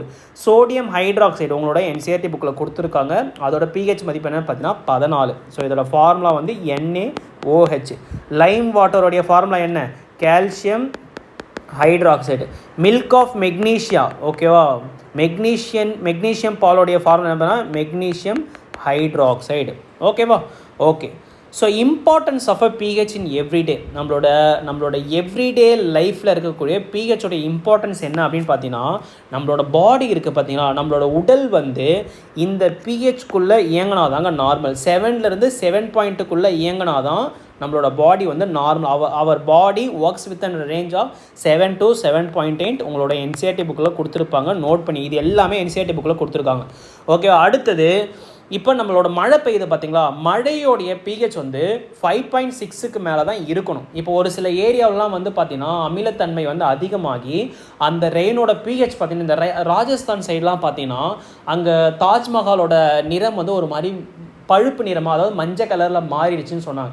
ஏன்னு பார்த்தீங்கன்னா அங்கே பெய்யக்கூடிய மழையோட வந்து அசிடிட்டி வந்து ரொம்ப ரொம்ப ஆசிட் ரெயினாக இருக்கும். ஆசிட் ரெயின் அப்படின்னா எப்போ வந்து ரெயினோட பிஹெச் வந்து 5.6க்கு கீழே வந்து குறையுது அப்படின்னா அந்த ரெயின் வந்து நம்ம என்ன சொல்லுவோம்? அமில மழை, ஆசிட் ரெயின் அப்படின்னு சொல்லுவோம். இந்த ஆசிட் ரெயின் வந்து ரிவரில் போகும்போது என்ன ஆகும் பார்த்தீங்கன்னா அங்கே இருக்கக்கூடிய அந்த ரிவர் வாட்டரோடைய பிஹெச்சையும் அது என்ன பண்ணும் பார்த்தீங்கன்னா குறைச்சிடும். அதனால் அங்கே இருக்கக்கூடிய நீர்வாழ் உயிரினங்களுடைய வாழ்க்கை முறை வந்து பாதிக்கப்படுகிறது அப்படின்னு நம்ம சொல்கிறாங்க. ஓகேவா? அடுத்தது pH in our digestive system. நம்மளுடைய செரிமான மண்டலத்தில் இருக்கக்கூடிய பிஹெச் வந்து என்னென்னு பார்த்தீங்கன்னா dilute HCl helps in digestion of food in our stomach. நம்ம ஸ்டொமக்கில் கேஸ்ட்ரிக் ஜூஸ் வந்து நம்ம சுரக்குதுன்னு நம்ம சொல்லிட்டோம். ஓகேவா? இது வந்து டைல்யூட் கிடையாது, HClனே போட்டுக்கோங்க. ஏன்னா அதோட கேஸ்ட்ரிக் ஜூஸோடைய பிஹெச் வந்து என்னென்னு பார்த்தீங்கன்னா 1, ரொம்ப ரொம்ப ஸ்ட்ராங் ஆசிட். ஓகேவா? கேள்வி வரும், ஸோ இவ்வளோ ஸ்ட்ராங் ஆசிட் நம்ம வயிற்றுலேயே சுரக்குது, நம்ம வயிற்றுடைய தசை வந்து பார்த்திங்கன்னா ரொம்ப ரொம்ப சாஃப்டாக இருக்கும். அந்த ஸ்ட்ராங் ஆசிட் வந்து நம்ம வயிற்றை அரிச்சிடாதான்னு கேட்டிங்கன்னா அந்த அதுக்கு தான் நம்மளுடைய வயிற்றில் வந்து ஒரு லேயர் வந்து இருக்குங்க. அந்த லேயருக்கு பேர் என்ன பண்ணால் மியூக்கஸ் லேயர். ஜுவாலஜியில் படிச்சிருப்போம். இந்த மியூக்கஸ் லேயர் வந்து இந்த ஆசிட் சுரக்குது பார்த்திங்களா வயிற்றில், அது நம்மளுடைய வயிற்றை வந்து பாதிக்காமல் இருக்கிறதுக்கு இந்த மியூக்கஸ் லேயர் வந்து ரொம்பவே பயன்படுகிறது. ஓகேவா? So excess of acid in stomach call acidity. நமக்கு எக்ஸஸாக ஆசிட் வந்து சுரக்குது அப்படின்னா தான் நமக்கு வந்து இன்டைஜஷனை வந்து கொடுக்கும், அசிடிட்டியை வந்து நமக்கு கொடுக்கும். ஓகேவா? So antacid like a magnesium hydroxide also known as milk of magnesia, sodium hydrogen carbonate baking used as a neutral. இதெல்லாம் ஒரு சில எக்ஸாம்பிள் சொல்கிறேன். மெக்னீஷியம் ஹைட்ராக்சைடு இருக்குது பார்த்தீங்களா, அதை வந்து நம்ம என்ன சொல்கிறோம், மில்க் ஆஃப் மெக்னீஷியம் நம்ம சொல்கிறோம். அதே என்ன சொல்கிறாங்க, வயிற்றில் அதிகப்படியான HCl அமில சுரப்பு அமிலத்தன்மையை அஜீரணம் சொல்லுவோம், அசிடிட்டியை வந்து ஏற்படுத்துகிறது. அதேபோல் மெக்னீஷியம் பால் என்று அழைக்கப்படும் மெக்னீஷியம் ஹைட்ராக்சைடு மற்றும் சோடியம் ஹைட்ராக்சைடு, ஓகேவா, சோடியம் ஹைட்ரஜன் கார்பனேட்டு, அதாவது Na2HCO3 NaHCO3 சோடியம் பைகார்பனேட் இருக்குது பார்த்தீங்களா, இதை வந்து நம்ம என்ன சொல்லணும் பார்த்தீங்கன்னா சமையல் சோடா, பேக்கிங் சோடா அப்படின்னு நம்ம சொல்லுவோம். ஓகேவா? ஸோ போன்ற ஆன்டாசிட்கள் அதிகப்படியான அமிலத்தை நடுநிலையாக்க பயன்படுகிறது. அமிலத்தன்மையை நடுநிலையாக்க நமக்கு என்னெல்லாம் பயன்படுகிறதுங்களா, இந்த மெக்னீஷியம் ஹைட்ராக்சைடு. ஏன்னா ஒரு ஆசிட் கூட ஒரு பேஸ் சேரும்போது என்ன ஆகும், நியூட்ரலைசேஷன் ஆகுமா. அதனால தான் ஒரு அமிலத்தன்மையை குறைக்கிறதுக்கு நம்ம என்ன பயன்படுத்தலாம், பேஸ் வந்து பயன்படுத்தலாம். அதே போல் பல் சொத்தை, டூத் டிகே காஸ்ட் பை ஆசிட்னால தான் நம்மளோட பல் சொத்தையை வந்து ஏற்படுத்துதுங்க. நம்ம வாயில் வந்து ஒரு சில பாக்டீரியா வந்து இருக்கும். நமது வாயில் இருக்கும் பாக்டீரியாக்கள் சர்க்கரையை அமிலமாக மாற்றுகிறது. நம்ம சாப்பிடக்கூடிய சர்க்கரையை இல்லை நம்ம உடம்புல சுரக்கக்கூடிய சர்க்கரையை வந்து அமிலமாக சேஞ்ச் பண்ணும் நம்ம வாயில் இருக்கக்கூடிய பாக்டீரியா. ஓகேவா? அப்போது அந்த ஆசிடோட pH வந்து 5.5க்கு கீழே குறையும் போது நம்மளோட பல் வந்து என்ன ஆகும், சொத்த பல்ல ஆரம்பிக்குது. ஸோ இதை தடுக்கிறதுக்காக தான் நம்ம என்ன பயன்படுத்துகிறோம், நம்ம டெய்லியும் பல் விளக்குறோம் பார்த்தீங்களா. என்ன பயன்படுத்தி பல் விளக்குறோம், டூத் பேஸ்ட், ஒரு நல்ல டூத் பேஸ்ட்டை பயன்படுத்தி இந்த அமிலத்தன்மையை வந்து நம்ம குறைக்கிறோம். ஏன்னா டூத் பேஸ்ட் என்பது என்ன பார்த்தீங்கன்னா ஒரு பேஸுங்க. காரம் வந்து என்ன பண்ணும், நம்ம அமிலத்தை வந்து நியூட்ரலைஸ் பண்ணுமா, அதனால தான் நம்ம டூத் பேஸ்ட் வந்து நம்ம பயன்படுத்துகிறோம். ஓகேவா? ஓகே. ஸோ ஆல்ரெடி இந்த கிளாஸ் ரொம்ப ரொம்ப பெரிய கிளாஸாக மாறி போச்சு. ஏன் பெரிய கிளாஸாக போடுறோம் அப்படின்னா உங்களோட எக்ஸாம் பாயிண்ட்டுக்கு ரொம்ப ரொம்ப இம்பார்ட்டன்ட்ன்றதுனால தான் இவ்வளோ பொறுமையாக நம்ம சொல்லித்தரோம். புரியல அப்படின்னா திரும்ப இந்த வீடியோ வந்து பாருங்கள். படிச்சுக்கிட்டே நம்மளோட மெட்டீரியல், அதாவது வீடியோ பார்த்துக்கிட்டே நம்மளோட மெட்டீரியல் பார்க்கும்போது கான்செப்ட் வந்து நல்லா உங்களோட மைண்டில் வந்து உட்காந்துரும். இந்த கண்டென்ட்டை எடுத்துகிட்டு போய் நீங்கள் எங்கே மேட்ச் பண்ணி பார்த்தாலும் உங்களுக்கு இதே கண்டென்ட் தான் இருக்கும். கான்செப்டை நீங்கள் நீங்கள் புரிஞ்சுக்கிட்டிங்கன்னா கொஷின் நீங்கள் எங்கே எப்படி கேட்டாலும் உங்களால் அட்டன் பண்ண முடியும். ஓகேவா? ஓகே. ஸோ இப்போ பார்ட் நம்பர் 1ல் ஆசிடையும் பேஸையும் நம்ம தெளிவாக பார்த்தாச்சு. நெக்ஸ்ட்டு கிளாஸில் சால்ட்டை பற்றி நம்ம படிக்கலாம். இது வந்து பார்ட் நம்பர் 2ல். ஓகேவா? நெக்ஸ்ட்டு இந்த ஸ்க்ரீனில் தெரிகிற இந்த மெட்டீரியல் வந்து நம்ம சேல் பண்ணிகிட்ருக்கோம். இந்த மெட்டீரியல் உங்களுக்கு வேணும் அப்படின்னா ஸ்க்ரீனில் தெரிகிற இந்த நம்பருக்கு காண்டாக்ட் பண்ணி அக்சஸ் பண்ணிக்கலாம். 800 பே பண்ணிவிட்டு உங்களோட கம்ப்ளீட் அட்ரஸ் சென்ட் பண்ணிங்கன்னா ஒரு 4லேருந்து 5 நாளுக்குள்ளே கொரியர் மூலமாக இந்த புத்தகத்தை வந்து நீங்கள் ரிசீவ் பண்ணிக்கலாம். Okay, fine. தேங்க்யூ. நெக்ஸ்ட் வீடியோவில் பார்க்கலாம்.